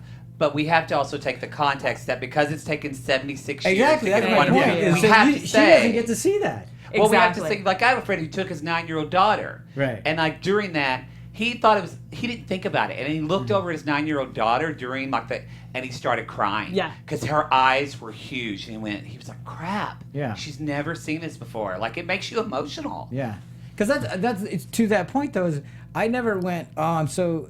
I liked the movie, and I didn't really care that it was directed by a woman or care that it was led by a woman. It was just a good movie. That's because you're a nice guy. And you're so Yeah, but you're so evolved. But you know what though? I'm on your page, and later on I'm going to talk about. We're sort of kind of shitting on other accomplishments women have had in making movies that weren't about empowering women. And I'm going to also bring up a quote a little bit later on. I don't know how that is. All I'm saying is I liked this movie. No, but you were going How am I on. saying- I didn't really, because you were, if I'm correct, you were going on. I didn't realize we were talking about women directing, and maybe I jumped the gun because. But you were going on about I didn't think of this as being directed by a woman, and then you were like, well, that's because you're a nice guy. But a lot of people are making. Like, it's great that it was directed by a woman. I get it. Hollywood has been getting a lot of flack, but I also think if this movie didn't make as good as this movie is, and it's a great movie, right? If this movie made $50 million, Yeah. we wouldn't be talking about it like this. Well, we wouldn't be like nobody. 'cause that's would what we be. do here. No, but the Hollywood would not be. Oh, like, you mean the fact that money speaks? Well, no, is they- that what you're talking? Yeah, Yes. yeah. No, I get that part Right. of it. But I'm So- just saying, just in terms of, it's great. Yes, it's great that Yes. it was directed by a movie. It's great that it was led by a movie. But that's irrespective of the fact that it's a good movie. Yeah. That's They a good might movie not. regardless. They might not talk about it, but it would affect their decisions because Yes. nobody really Because says money like talks. Catwoman, Elektra are not good movies. Right. It has True. no difference that they have women leading them, Yeah, but yet that's- people Okay. bring that up as like evidence, which has nothing to do. Right. Do with we? it. I mean, we can get into it now. I was gonna save it for later because I did want to talk about because we were talking about training. Let's talk Lily about it. and- Aspel, though, the little girl who plays Diana, she was actually, I didn't know she was a champion horse rider She's fantastic. already. I mean, you see her on a jumper. horse. And you see, yeah. And I read so, Patty Jenkins didn't know that, and Yeah. then found out. She was like, "Well, we're gonna do this." We could put her on a Yeah. horse, and she I loved didn't- being was she on a horse? Yeah, Oh, I yeah, don't she was on a remember horse. seeing her. Yeah, she's like going. "Ah." yeah. Here's what I Yes. want to make clear, and I challenge you guys. I'm willing to. We can go into this now, but what's a little bit unclear is what everyone's thesis is, or what or point of view, right? It's a little bit unclear, and correct me if maybe it's just me. Is it A just me? thesis about what? What are you talking about? What exactly? Like, what's the perspective that we're actually taking on women directors at the moment? What they are we should. actually saying? I'm saying that they should direct. Okay. I'm not exactly sure your question. I Well, think we all I think agree that women I think they're direct. very. Look, Well, first of I all, think- clearly she proved her work. Monster was an amazing movie, It's and she had no amazing. budget. And then she's Absolutely. done a lot of TV work, and the fact that it took her, this opportunity finally came to her. What was it? 15 years? No, not 15. 12 years later, and she had such a hard time getting a feature after Monster, and that thing Right. was lauded up and down and Agreed. made money and the whole thing. Yeah. And huge for And Charlize she couldn't Theron. get a gig. Yeah. And I was like, well, I don't know how that works. Well, 'Cause- neither do I, because again, there's just going back because I wanted to do this, and again, I'm all for women directing, and I think that they can tell us great stories. But there are some people who said, "Oh yeah, we need more women." I got to look up the quote to ensure that I get it right, but it basically said, "Yes, the good part about the quote is." Look forward to the day where this isn't a news story. Yeah, Yes, exactly. thank you. Okay. Yes. We all do. B, though, yes, we need more women directors to tell women's stories, and that is where Hollywood. But see, Hollywood will scamper, Yeah. like to because of Wonder Woman, yeah. to make women's stories. And there's a I brief. just think you just need women to tell stories. To tell That's- Thank you. stories. That's what I was Again, just You know, going Okay, Yeah. so to Women's okay, so story. that's where I was going. That's where what I we're think saying. we all agree. Okay. We all agree. I think women should be telling and creating Exactly, stories. but they Yeah. have And we been. need to crush the They patriarchy. have been. The and- idea that a woman can't tell a man's No, story but- is See, my ridiculous. Socratic method I'm worked. going- That's wait a Greek. minute. Thank you. Folks, but they have been Okay, Yeah. they just haven't. It hasn't been the news. Like Betty. All right, let's go back. Betty Thomas, who has lifetime gross total $563 million to box office. They're all her movies. She did things like John Tucker Must Die, 28 Days, the Brady Bunch movie. But to me, most importantly, she also directed Howard Stern's Private Parts. Okay, that is not a woman's movie, by the way. movie. The The movie, movie. right? So, but then I'll go to people. Catherine Bigelow. Yeah. Catherine Bigelow Hurt won Locker. an Hurt Locker. Academy Award. She was the first woman ever to In the get 75-year, at the time, it was 75 as a history. director to get the Academy Award. She's lifetime gross total $210 million in box office. Her first movie was, in my opinion, it's an amazing vampire movie called Near Dark. Okay? Then she did a movie called Blue Steel with Jamie Lee Curtis. She also did Point Break, not a woman's point of view movie. She did a horror movie. She did Point Break. She did Strange Days, which is an ultra-violent tech noir kind of thing. And of course, she did The Hurt Locker and Zero Dark 30. And now she has this other movie coming out called Detroit. But when she won the Academy Award, now again, I don't know Catherine Bigelow I think that's personally. right after James Cameron cheated on her too, and they like broke up. But, yeah, Something like but- that. I was like, good for you. But okay, Hurt Locker, she made history, but Hurt Locker itself didn't make a lot of money. Yeah, it did $17 million. Nobody really, after it won the Academy Awards, and once that buzz died down, Yeah. like But I don't you have think that's- always said they should have hired her for Hunger Games. Yeah, but I probably, don't know sure. what kind of big. Maybe she just wants to stay with the smaller budgeted movies. I don't know, but it certainly we haven't seen her direct those bigger movies, and that was over 10 years ago.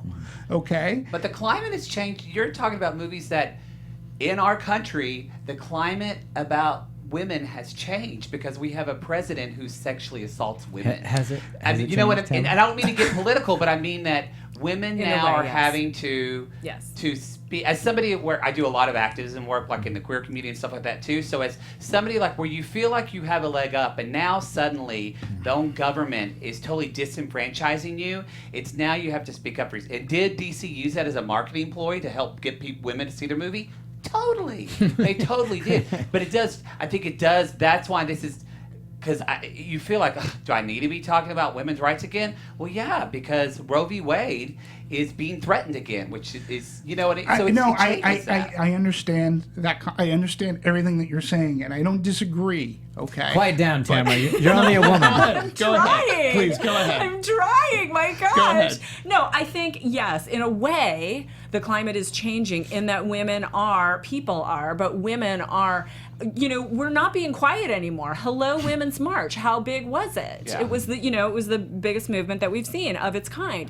So yes, but the fact that we are still having to talk about it, the fact that we are mentioning, oh look, it's a woman director telling a story about women, where women, it's like, yes, great, yay. I'm so sick of this fight, right? So maybe that's a little off topic. Okay. So no, it's not. It's Hey, get not in your off place. topic. Right. No, but Isn't the that idea, nice? But isn't she sweet? But this idea that women can tell stories. Yes. Women are Absolutely. connected with our emotion in a way that men aren't. Women do make money in movies. Women can tell stories. It's just that the system has been set up in a particular way for so long that like changing the course of the track is just a challenge. But I say that's been like maybe within the past 10 years, because I'm going to also point to Amy Heckerling. Okay, Amy but what Heckerling. happened- Wait. But just let me finish the thought, because this is a woman who did Fast Times at Ridgemont High, not necessarily a woman's picture. Okay, Johnny Dangerously is a very funny comedy. European Vacation. But did you also know that Amy Heckerling today, even today, she holds the record for having a movie be number one at the box office for the most consecutive weeks, and that's 5 weeks, and that was with the movie Look Who's Talking. Okay, women can do comedy; they can do everything, and we've made it such a point, right? That my fear is that the studios now will hire a woman just to do the Black Widow movie or just to do this. when women can tell a good horror story. Can tell any story. They can scare us at the box office. They can make us laugh. A good storyteller is a good storyteller no matter what your sex is. And that's what we should be praising about this. Gal Gadot is great, but, you know, listen, there are many great female characters that girls have flocked to. And some that we haven't even thought of yet. Yeah, but yet, you know, just like men can tell great romantic comedies. I mean, you know, Pretty Woman, for example, or When Harry Met Sally, or so. Nora Ephron. We don't have to give them a chance, because you know what? You're going to find something fresh. We need to look at what talent is out there, not for just screenwriting, but for directing.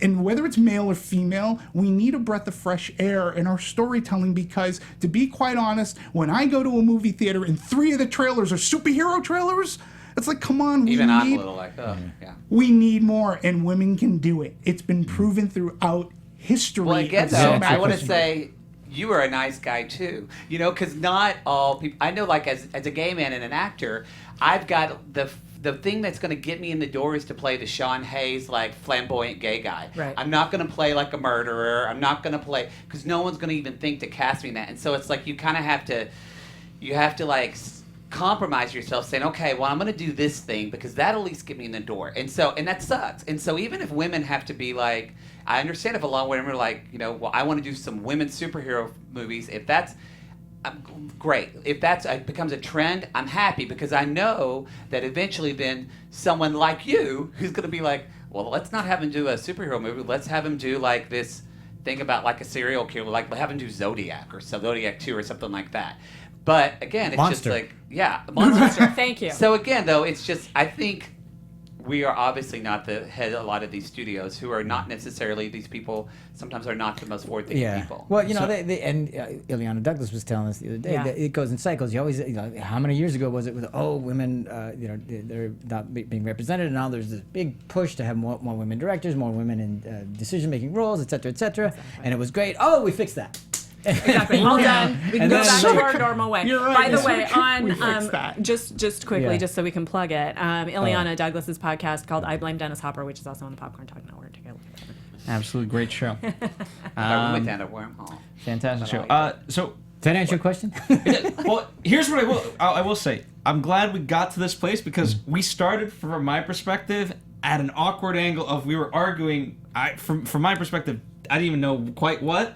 And I was very worried of like, where are we going with this? I didn't so I'm realize we glad were we arguing. ended at Well, I think when you that speak just loudly, shows that, and maybe I'm putting, because I'm a therapist, so I'm putting on my therapist, but I think it's Your frustrating therapist, for TR? us. I am actually. I have my master's in psychology. No, I know. I'm not William Larson, though. But no, I think it's frustrating for a lot of, and it's becoming the majority of people in America with women's rights, but also if we're talking about people that I know in LA that work in film, it's getting frustrating us that these old archaic ideas are still part of the institution, when all of us are like, this shouldn't even be a big deal. Yeah, exactly. We just It want shouldn't good be stories. used. Yes, that's it. Why- It shouldn't keep be, going, why it is shouldn't this a be thing? used. But I also question if Wonder Woman did not break all these box office records for a woman, would we be talking about it?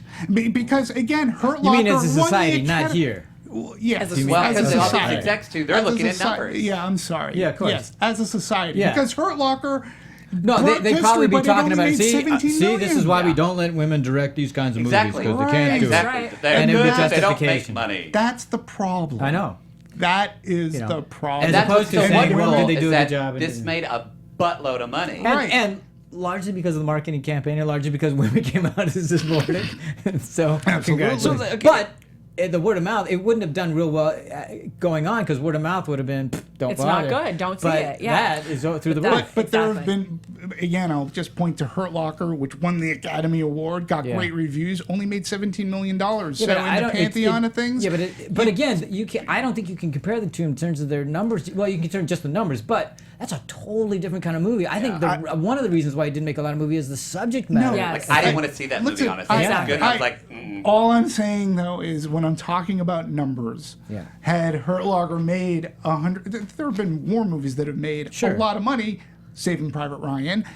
That Again, but I'm just talking about numbers. Yeah. Yeah, okay? but you If can't. You this find movie- how many male-directed $17 million movies can you also compare? I can You compare know? to compare to the Coen Brothers movie, which also won an award for like Best Picture, I believe, and that movie but did not make huge They box get to office. keep making movies, don't they? The Coen Brothers. Let me shift the argument a little bit. Okay. Still somewhat in the same realm, but let me shift it. I want to get you guys' perspective. Have you guys read up on the Alamo Draft House controversy? Yes. Tamara, have you read? Love it. Yes. Okay. Yes. All right. So I'll let you give us a little bit of context and then give us your opinion. So the Alamo Draft House in Austin, Texas decided to have a women's only screening of Wonder Woman. Only women could attend, and of course, And burn down civilization and as we right, know they it. started the manpocalypse. So boys cried their baby man tears and said, "But I want to go see the movie, baby wah." Whoa. Because there were no other movie theaters in anywhere. Yeah, exactly. It was just a fun little moment that they decided And to the do. Alamo Draft House, for those of you who don't, they're known for having great food and making an atmosphere. So just have fun. Yeah, they They're make in it. Austin. And it was just gonna be one. Originally, it was just gonna be one screening. It was one screening, right? And was it like Men got up. Wait, Some men. But was it a Some men. screening, like opening night or Yeah, whatever? Yes, right? I think it was opening the night, right? opening day. A lot yeah. of Facebook posts that's reverse discrimination. So let me read one letter that was written about, or just a couple lines about it. I hope every man will boycott Austin and do what he can to diminish Austin and to cause damage to the city's image. The theater that pandered to the sexism of typical women will, I hope, regret its decision. The notion of a woman hero is a fine example of women's eagerness to accept the appearance of achievement without actual achievement. Women learn from an early age to value makeup. That's okay. That it's okay to pretend that you are greater than you actually are. Women pretend that they do not know that only men serve in combat because they are content to have an easier side. Okay, that's wrong. Women gladly accept gold medals at the Olympics for coming in 10th and competing only against the second class of athletes. What? Name something invented by a woman, et cetera, et cetera, et cetera. This letter goes on.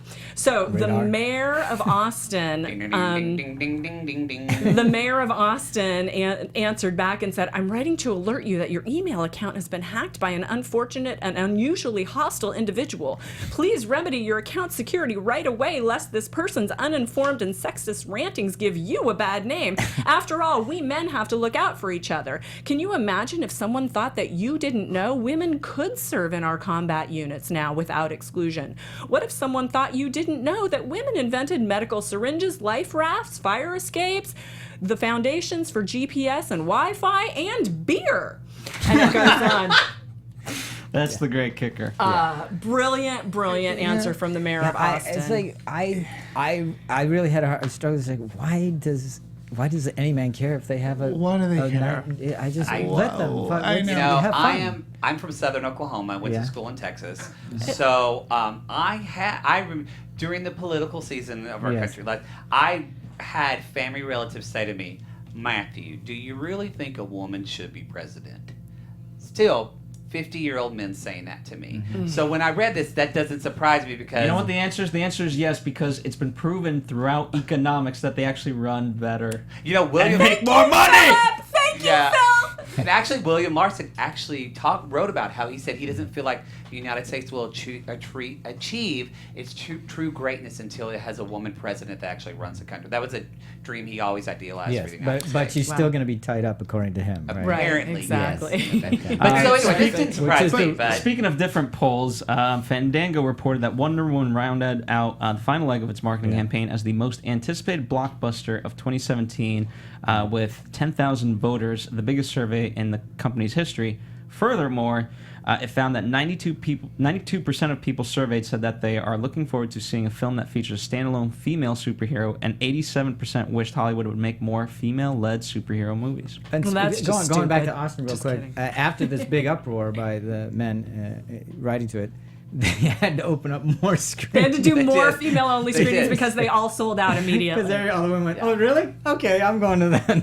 So it's like, Yeah, So yeah. much for that boycott. Yeah, You know, exactly. in Boycott. the I love it. Alamo, in that theater, and its chain, it does. It has a reputation for it's a fantastic movie going experience, and again, you can't.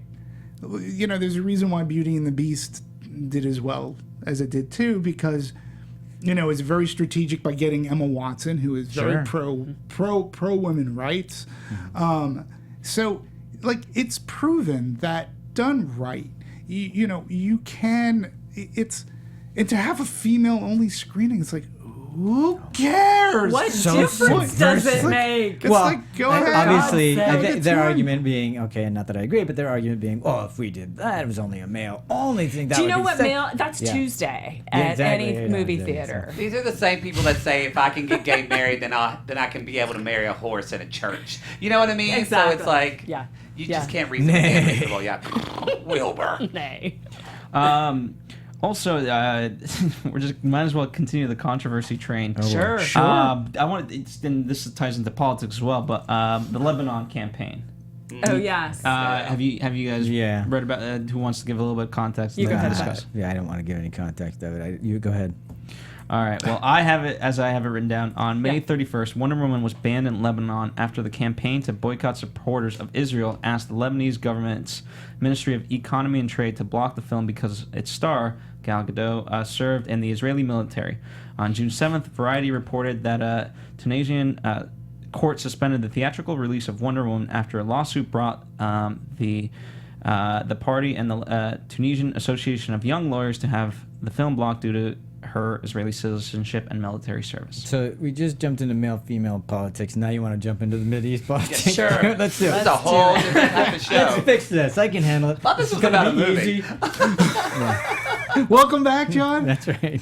No, but Welcome. You haven't done this in a while. It's been a long time for me. but you know what? It's if nothing else, it's interesting that obviously we can talk about the story elements and the story's fun in that its own way, but to me it is fun when a movie can transcend that and have these sort of talking societal points. impact. Sure.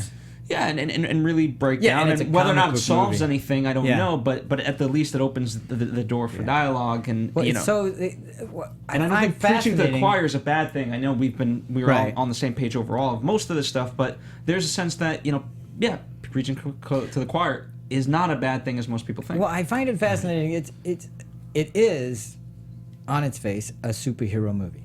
That's what it is. But there's so much, especially because it's about a woman, it's directed by a woman, so much is heaped upon it. She's Israeli, so much is heaped upon it. I go, it's just a superhero movie. You're going to make a political statement. Right. Really? That's what you're going to use to bolster your argument? Right. It's entertainment. It's like, okay. You're robbing the people of Chris Pine. So, yeah, I just... yeah, exactly. Thank you for putting it in perspective. The whole Mideast They're not controversy going to can see be naked solved Chris right Pine there. and it's their lives. That's right. That man is hot. There's and nothing again, wrong with a little pine. I bet there's a lot of pine. That's what he says in the movie. Fair enough. Well, it is Okay. wood. Well, should we talk about the way the movie looked? No, I mean, We- you are right. From a pop culture standpoint, for any movie. Yeah. But we're talking about Wonder Woman. The mere fact that it has gotten people talking, I want to say in mostly a positive way. Yes. We can poo-poo the negative stuff because, like, you read that letter, and who cares if a theater decides on opening night we're going to have a women-only screening? Who cares? More power to you. Getting into the politics of it all. If anything, I feel bad because of that. I feel bad for the creators. I feel bad for Gal Gadot. I feel bad for the people who made this movie because there could be people in Lebanon who really don't give a shit and they want to see this movie. And maybe a little girl doesn't care that she's Israeli. She doesn't even know about the politics, but she knows Wonder Woman, and that would be amazing. So, But again, I'm sorry. I'm just saying that kind of, let's say, censorship is it affects so many people outside of whatever their ideological stupidity is. So Well, and it's sad historically, to Wonder me. Woman's always been political, really. Yeah, Because, sure. you know, she was very World War ball-buster in the II. first comics. Absolutely. Then the comic, I forgot, like the censor comic book board came in, and like in the 50s, after men came back from war, Wonder Woman now was just obsessed with marrying C. Trevor. And then, you know, she ended up losing her powers, and it wasn't until Gloria Steinem put her on the cover of Ms. Magazine and forced DC actually to give her back her powers. Right. Mm-hmm. And so there's that aspect. There's that, you know, Damn she was Gloria Steinem. last year they tried to have her as the ambassador for the UN. Yeah. Yes. And she was, and I thought this is great, and then ended up getting taken down by the UN because so many people protested that she's too sexy, and it's like, I think the reason why we're talking about other things besides Wonder Woman, because even when, look, we just use so colloquially. If you say, like, if you know a badass woman or you think your mom is awesome, you She's say a Wonder Woman. she's a Wonder Woman. You don't say your dad is a Superman. If you say your dad is a Batman, then you got some issues. But, you know, we don't say those things. But with Wonder Woman, we do. So it's just natural that these kind of conversations happen. Yeah, it is natural, but at the same time, too, It's sad. At the form, you know, especially the format of our show, like, it bums me out because we're forward-thinking people. We love movies, right?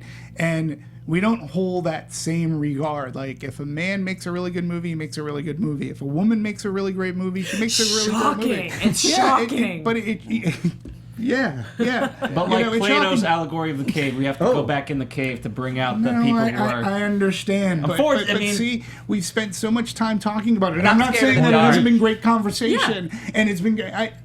But, like, what we normally do on this show, too, is talk about... Did I mess it up? No. Yeah, it's not. I'm making a joke. It's like we haven't talked about score. We haven't talked Well, about let's talk what about this do movie- it. Where would you like to but go, we don't, Phil? you know, but I'm just like, again, it's one of those things that it begs to be talked about.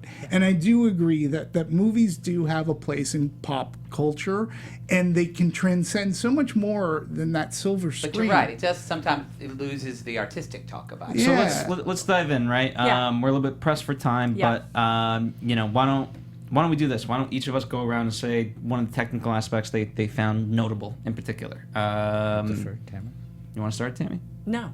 I like how John threw you under the bus. Oh, no, I I didn't wanna know talk if that was costuming. okay. That was if I didn't know if that was a category that we could sure. talk about. at this You- point. you said you wanted to talk I costuming. do. I loved. I mean, I already mentioned a little bit about the Right. costumes, but so the warrior armor was made out of traditionally handcrafted leather, which was then dyed, gilded, and/or leafed with faux metallic finishes. I'm also a seamstress and Yeah, so she crafter makes and things like clothes that, and and stuff so like you know, I was absolutely studying these things Yeah. because you know She wanted because to you pause could- the film. Wait a I minute, did. how'd they make Hold that? on one second. I practically almost got They're my at the phone ArcLight. out. if you go. Sorry? They're at the ArcLight in Hollywood. You should go. Oh, are they? Oh my gosh, I'm so going. But you know, they molded and sculpted the leather on digitally created mannequins that were Womannequins, I think, womannequins.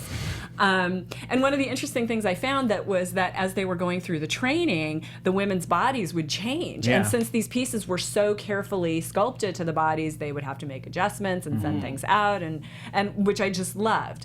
I just thought that was fantastic. What else? Can I just ask about costume? Just her costume specifically. Yeah. As a woman, when you saw her doing this, did you go with that little girl and you go, I want a pair of those bracelets? Yes, definitely. Yeah. Definitely. And the whole thing too, because they were beautiful, but they were functional. You know, when she was in the dressing room at Selfridge's and kicking her leg up and splitting the seam in a skirt, you know, yeah, clearly that one's not going to work for me. I need to go back to my leather armor. Right. I loved the color palettes that they used for Yeah. different people. You know, the training outfits were, you know, that sort of golden kind of palette, which looked really beautiful with the blue and green of the island in Absolutely. the background. It was a great contrast. It was very pleasing and, you know, warm. The woven parts of some of the fabrics were it was just incredibly beautiful. Also, the metals that they used for the tiaras. So it was bronze, brass, and copper mostly. Didn't go into like silver and the, you know, those sort of color families. And again, I just thought that was incredibly appealing and really visually interesting. What did you guys think of the costumes? Well, what did you think about the period costumes when we go back to London too? I mean, yeah. that was kind of fun. And it helps to, I mean, when Diana finally comes across her final outfit that's going to be. That they finally picked for her with the hat. Oh, in London, yes. Yeah, in London. Rather. I mean, but she still looked absolutely stunning, and that was a great scene too. They put the with glasses on. Trevor, he goes, she goes, oh, maybe the glasses Yeah. will make her less glamorous, and you're like, nope. Yeah, no, I thought- Etta Not Candy was at like, yeah, all. no one's gonna know. She's beautiful. Yes, no beautiful nope, woman yep, look. that's She was gonna great. hide. Etta Candy was fantastic. Yeah, she So- was. She was so needed, funny. really needed at the time. He wanted some levity. He wanted to Yeah, and you also saw like what a smart, capable woman, how she kind of behaved in this time and period, how too. she had to navigate that. Yeah, way as her well. own you way. saw that, Yeah. and she did. It was really. And there it was even great. that hint of the suffragettes, Yeah. that line that she had too. Yeah. So And I love the way they got rid of the glasses very quickly. Just smash. She Okay, literally we're, Wonder Woman okay, we're done with the stomps on glasses. them. We did the Yeah. joke. We're moving on. Yeah. It was great. So I'll jump in. I'll talk about props real fast. In particular, the God Killer, right? So Yes. Terry Wood, the props master, they have to think about a lot about this. How it would look, right? Obviously, it has to be intimidating enough, but at the same time, something that perhaps a human could yield, and so forth. And what I liked about it was, in the end, to achieve the various aspects and things like that, they had to have various versions of the blade, meaning some were short, some were longer, some were hard, some were soft. For the Different fights. metals They were- to compensate for the weight. Yeah, and some Yeah. were rubber for the battle sequences and things like that. So- Absolutely. So I don't know how many made. They made dozens, right? in the movie, there's only one God Killer, but in the Yeah, in the- but in terms of thing, filming, so many. Yeah, exactly. Same with the Um, shield. They had all different kinds of shields, and Yeah, there was a lot of Combining costumes and the God Killer, that dress she's wearing with the blue, the blue dress. Yeah. No way, that dress would have fallen down with that thing hanging out the back I of know, her. You know, I exactly. thought that Unless too. she was wearing like a super corset underneath. Yeah, and She when had he a lot put of his hand there, I'm like, foundation he's on gonna that. feel the sword. I'm thinking Yeah. he Like, would. is that a sword in your pocket, or are you Sli- happy to see me? Slightly Wonder Woman? Yeah. implausible, yeah, slightly Yeah. implausible. But we Not went with happening. it anyway. it helped her posture though. Yes. for sure. Oh, Yes, All it right. did. she needed it. Who else wants to jump in? Well, with any neat I facts? just wanted to talk too about the cinematography too and how this movie looked. Again, number one, I've seen it. I saw it twice. Saw it 2D and then 3D, and I got to tell you, the 3D too in this movie, it looked fantastic. Everything from Paradise Island to England to the war. There was nothing that was like fuzzy about it because we went from beautiful lushness to the grayness and everything. Matthew Super Jensen contrast. was a DP, by the way. And it just looked fantastic. Now, you're right. Matthew Jensen, And who was the he did Game of cinematographer. Thrones, so you could kind of see he'd have. He's used to filming women in those Sure. kinds of outfits. And stuff, yeah. Patty kept driving home, and this was their challenge, that this isn't a period film. She goes, it's a modern film that just happens to be set in 1918. So with those marching orders, they approached lighting. The way it wasn't a lot of backlight highlights. We mostly worked with single source lighting, and then we had our key light. We started playing with the colors and the shadows and things like that. They brought wider lenses and closer to characters, so it gave us now I understand, but it looked like 1918 to me. Yeah. But at the same time, it's still, by using current camera technique, it flowed like a modern. It didn't have a stoginess that comes with the term period film. And it was shot on film. Thank you. It was shot on Not film. digital. Which is very interesting and cost-wise too. So, they used a lot of high crane shots, flying into low shots, looking up, following Wonder Woman as she flies through the air and twists. In that regard, we were in no way limited by classical understanding of a period film. The camera department debuted a 73-foot hydroscope telescopic crane. Okay, the only one of its kind in the UK and one of 5 in the world. Catch this: this crane weighs 16,000 pounds, and at full height can reach 83 feet and is self-leveling. So these are the kind of techniques that they were using all around. The mobile base, which can fit through a standard double doorway, is remotely controlled by a single person with a joystick. Wow. Right?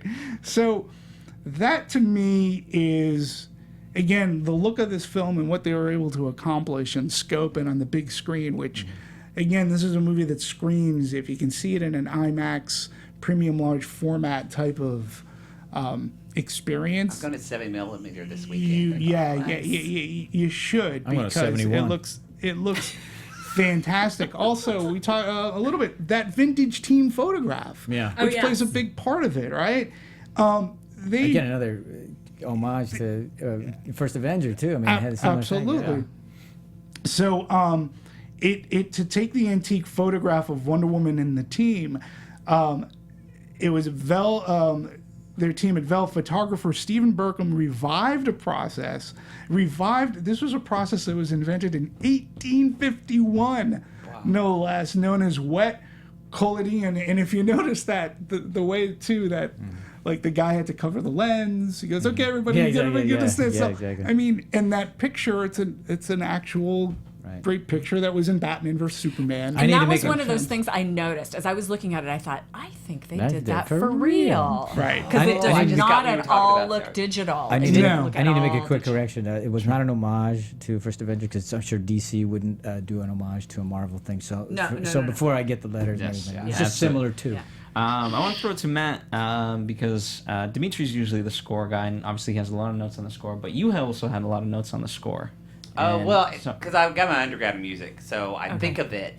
And I do want to say, too, with the cinematography, just as a comic book nerd, they literally had, like the shot that's above where she's just sitting with the shield and the gunfire's coming. Yeah. Yeah. That's such a comic panel. Yeah. And so I thought that Yes. was smart that they put in those type of shots, too. Anyway, I'm dead. No, but they did a few of those. And Yeah, I they think did you're a few. And it absolutely really, right. They got their and cues as a from fan, that. you're like, oh, Thank God, yeah. But as the music, like, you know, that's what I'm with you. Where I actually thought Superman Returns was a pretty. I thought he was a great Superman. I had some problems with it, but at least it like tried to get the tone of what Superman is. And I think one of the things I still to this day, like if they brought back John Williams Superman thing, I think it would totally reinvigorate the Superman brand. I But truly believe that. I don't disagree. It was John Ottman who did Superman Yes, he Returns, did who Superman works for that, and it was a wonderful homage. But that was what that whole movie was about. It was Because- Superman Returns meant a But lot Star of things. Wars but- still has John Williams, and it's not John. Absolutely, You know, and right. so it's kind of like. But so anyway, we kind of with Dark Knight, and was it Hans Zimmer? Who did Yeah, this? Yeah. yeah. So it's just like it's Except for literally the it's first just one. and it's all minor. Nothing's in major, See, and it's a lot of horns. Whereas Wonder Woman, there was so much. There was more. It was just the music was romantic. It reminded you more. There was a lot of strings, like the music when they're dancing. And it was so romantic, and again, it's like again because I'm a music nerd, but I'm like, oh, this is in a major key. We haven't seen that in DC films in several years, man. It's all this dour. Well, yeah, I mean, and I think part of that too is Hans Zimmer. I'm going to disagree regarding the Dark Knight movies. I think It that's worked in when those. It Hans worked in Zimmer those, yeah. was still good, in my opinion, and he's become somewhat of a caricature of himself. Seeing the trailers for Wonder Woman, one of my biggest problems with Batman vs Superman 2 was the score. I mean, it's migraine inducing. Yes. And it's just like, oh That is my the God. best description of that score I've ever heard. And the and that was brought up in that movie, I was like, oh good God. And when they brought it in the trailer, I was like, oh good God, this movie is it's just gonna hit me, it's gonna club me to death over there in my ears. Go sorry. ahead. No, I just finished that. Well, but thankfully this Rupert Gregson Williams comes in and he only used that at certain locations. It was very it is effective. not an overpowering score whatsoever. I think it's something that shouldn't be forgotten come Academy time. I think he does an amazing job. And unlike Batman vs. Superman, Suicide Squad, or even Man of Steel, this thing does not club you over the head. And it actually it does what a score should do. Layers of bed. It should help them. It should help the action like move along. It should help make emotion impactful, and that's why I say the No Man's Land scene to me, and that score, that's my favorite track on that album because just of the way that it builds, and it's just. He does an amazing job. So in 1 minute or less, I would like either one of you to answer this question. The scoring that they used specifically in the battle scenes, there was a moment where, I think it was the one on the beach, where a ways into the scene, the music turned a little bit, and you had that sort of victorious feeling. So, just can you either of you comment on that at all, and how how that's done, or how it made you feel, or what maybe some of the mechanics of that is? Well, again, I can only comment really too because Gregerson talks about 1 minute or less. He talks about No Man's Land a lot, and how he literally Okay. had to write that 4 or 5 different times Yeah, I did. in order to get that down. Musically, I wrote that scene 3 or 4 times before the version you heard. It was, for him, it was the most difficult to write, only because there were so many different ways of playing it. Patty was patient, just persevered to make me understand the scene better and better until I nail it. So when you hear the music, it's a building crescendo of emotion. It's a journey of understanding, rather than running across no man's land. And that's what I was most going to be afraid of. Yeah. And so he did build it to Incredibly to effectively. incredibly Incredibly. like Right. in No Man's Land, when that happens, you want to cheer. Well, like, yes. not just because of the action, that the music everything really looked on helps that. it. Well, the Visual, music should inspire you to help you what you feel, and that goes back to like Yes. that's what Mozart would do. A character came in, and Mozart had a theme for them. So throughout, like if that character was even talked about, you would get hints of the theme, and they did that with this theme. Like it wasn't the but you would just hear like a. Except, I don't know if anybody else felt It was this, a hint but for me. I have to appreciate that. ask because it did strike me in the movie, and I normally don't really comment on the music because I'm not versed in it at all. Pardon the pun, but when they had this weird edit when we went from Diana. I don't know what we were doing. We were in Diana's storyline, and we cut to Ludendorff. And there was his theme playing, and I literally in my mind I went, "Oh, there's the mustache twirling music," because it was so Abrupt. so abrupt, and so I was like, "Oh, we should have pulled back on that a little bit." That's what it didn't felt know. like to Well, Nothing me. stood out Didn't to work me. for It was you? like Okay. shocking. He made it purposely very Germanic, Yeah. and he felt they were evil and they slithered quite Yeah. a lot. So musically, he said it was a slithering figure upwards met by a slithering figure downwards. This one and I didn't felt the felt two like of a them conniving, playing their evil deeds. So that one This didn't work particular for one John. was not a slither. But This I particular I edit do was want to not say a though, slither. I hope a theme comes back for a Oh, lot yeah. of other things because Yeah. to me it goes back to you see kids in your underoos playing a suit and you go ba ba da ba ba. You sing that as a kid. Yeah. Kids can do this with Wonder Woman, and we haven't been able to do this with Superman. I think Yeah. it would just it would be. Yeah, it'd be great. Well, it's interesting though because they like in Batman vs Superman, I didn't realize that was the Wonder Woman thing. Oh, I did, but Like I thought that was just like to me it stuck part out of though because there that. wasn't a theme through the whole time. It was so like No, I agree, but I slow, didn't and then know it that was- came out of nowhere, and it was a little jarring because you're like, what is this? Is this like Rock of Ages now or Yeah. something? It was shocking. And it was, but it wasn't characteristic the of electric me. cello? Of, Are you yeah. talking That is the yes, it is. It's not a guitar. It's an electric cello. It's a woman. I forget her name. She's a very apparently there's. You have to work really hard to be the most famous electric celloist, and she is. So again, there's just like womanhood all around. Yeah, and I just felt too though that again when you watch it in Batman vs Superman, I didn't think it was Wonder Woman specific. Like I just thought it was part of the Batman Oh, vs I got Superman that, but I just it was score. flavored though. It was like, and hey, in this, bam. and again when they used it in the trailer, I was like, oh no, oh good God, they're gonna make this. The movie's gonna be this way, and that will bother me. And then when I'm watching great. the movie and they're on Themyscira too, and the opening track is another fantastic track. When Steve Amazon's dies a is great favorite- too. That track in the Themyscira. plane's gorgeous. It really, again, this whole movie plays like a Marvel movie. It's We almost need to like watch it's in this the together and wrong just cry. thing. I feel like we both would have a You'll good time. cry. Tammy, how I'll much be over are we cheering. on your 1 I minute of literally- answer? Yeah, what, 4. I love to 4 cheer. Did you guys slash 5. cheer? I mean, I I did. don't recall cheering. I don't recall cheering. I did, but I had it on a tiara, so. Yeah, there you go. He was cheering walking in. Right. All right, I mean, guys. I cheered. Yeah. I mean, I felt it was triumphant and everything. I just don't. I didn't clap or anything. But that's not unusual for me. I wouldn't. Yeah, the set pieces they were just so well done. Absolutely. And So, one more little thing to mention, and that this is the most tweeted about film of the year.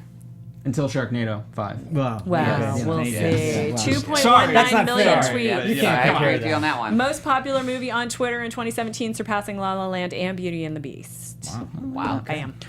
All right, guys. So we've talked a lot about this movie. I'm sure there's plenty of other facets of the movie we can talk about, but that's what the comment section's for. So don't hesitate. Let us know. The comments just keep getting more and more wonderful, so we definitely appreciate it.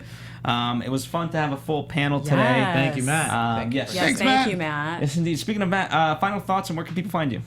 Oh, you can final thoughts. I mean, have an open mind because you're not going to need it because it's so great. The movie's going to blow you over. But just enjoy hope again, everybody. You can find me at mattmarr.tv where I have 2 other podcasts, The Dear Maddie Show and TV Tea Time. John? Great. You can't find me anywhere except here. The next time I'm on the Heavy Movie. Don't find John. everyone. Don't even look for me. You'll find John at Home Depot. But go see the movie though, for sure. We because started it's with super hope, and now, Exactly. now we're in And then- despair. Yeah, go. Yeah, but it's Demetri, a I'll kick movie it to worth you. seeing. And then we'll... Yeah, listen, I this is the best current DC movie that we've seen. I would love to believe that they're going to continue making movies as good as this. But yeah. That remains to be seen. But regardless, I mean, listen, Patty Jenkins and crew did a great job. It's a really good superhero movie, but it's a really good story, and it's an excellent popcorn summer movie that begs to be seen on the big screen. You'll have a wonderful cinematic experience. Fantastic. And our Wonder Woman on the panel. I'd just like to say love prevails. And you can find me on Twitter at Tamara Berg. My website is tamaracentral.com. Also, check out the Ileana Douglas podcast, I Blame Dennis Hopper, here on Popcorn Talk. That's right. And thank you as always. Thank you guys. It's truly been wonderful. We have tons of movies on our roster, so definitely check out some old ones. Batman v Superman, that's a great, perhaps not a great movie, but certainly a great anatomy. And tons of other anatomies as well for you to check out. And tons to look forward to as well. Yes. Down the line, we've got Captain Underpants, speaking of superhero movies that we'll be talking about. The Mummy, Baby Driver, so many down the pipeline, Thor Ragnarok. So definitely keep tuning in. And a lot of you guys ask what you guys can do, what's the best way of helping us out. Just continue to comment, and you know what? Spread the joy. Tell a friend if nothing else. We love talking about movies in a very cerebral type of way, so don't hesitate to get your friends involved who might be the same. And also, shout out to DC Movie News. They do DC Movie News week in, week out. So check them out for more information as well on Wonder Woman. Thank you guys as always. Bye. See you next time.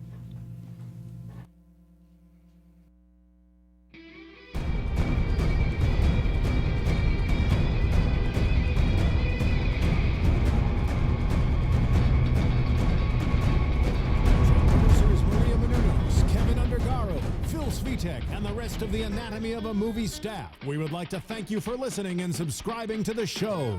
If you have any questions or comments, feel free to email or tweet us. I'm Sir Richard Wentworth, and this has been Anatomy of a Movie.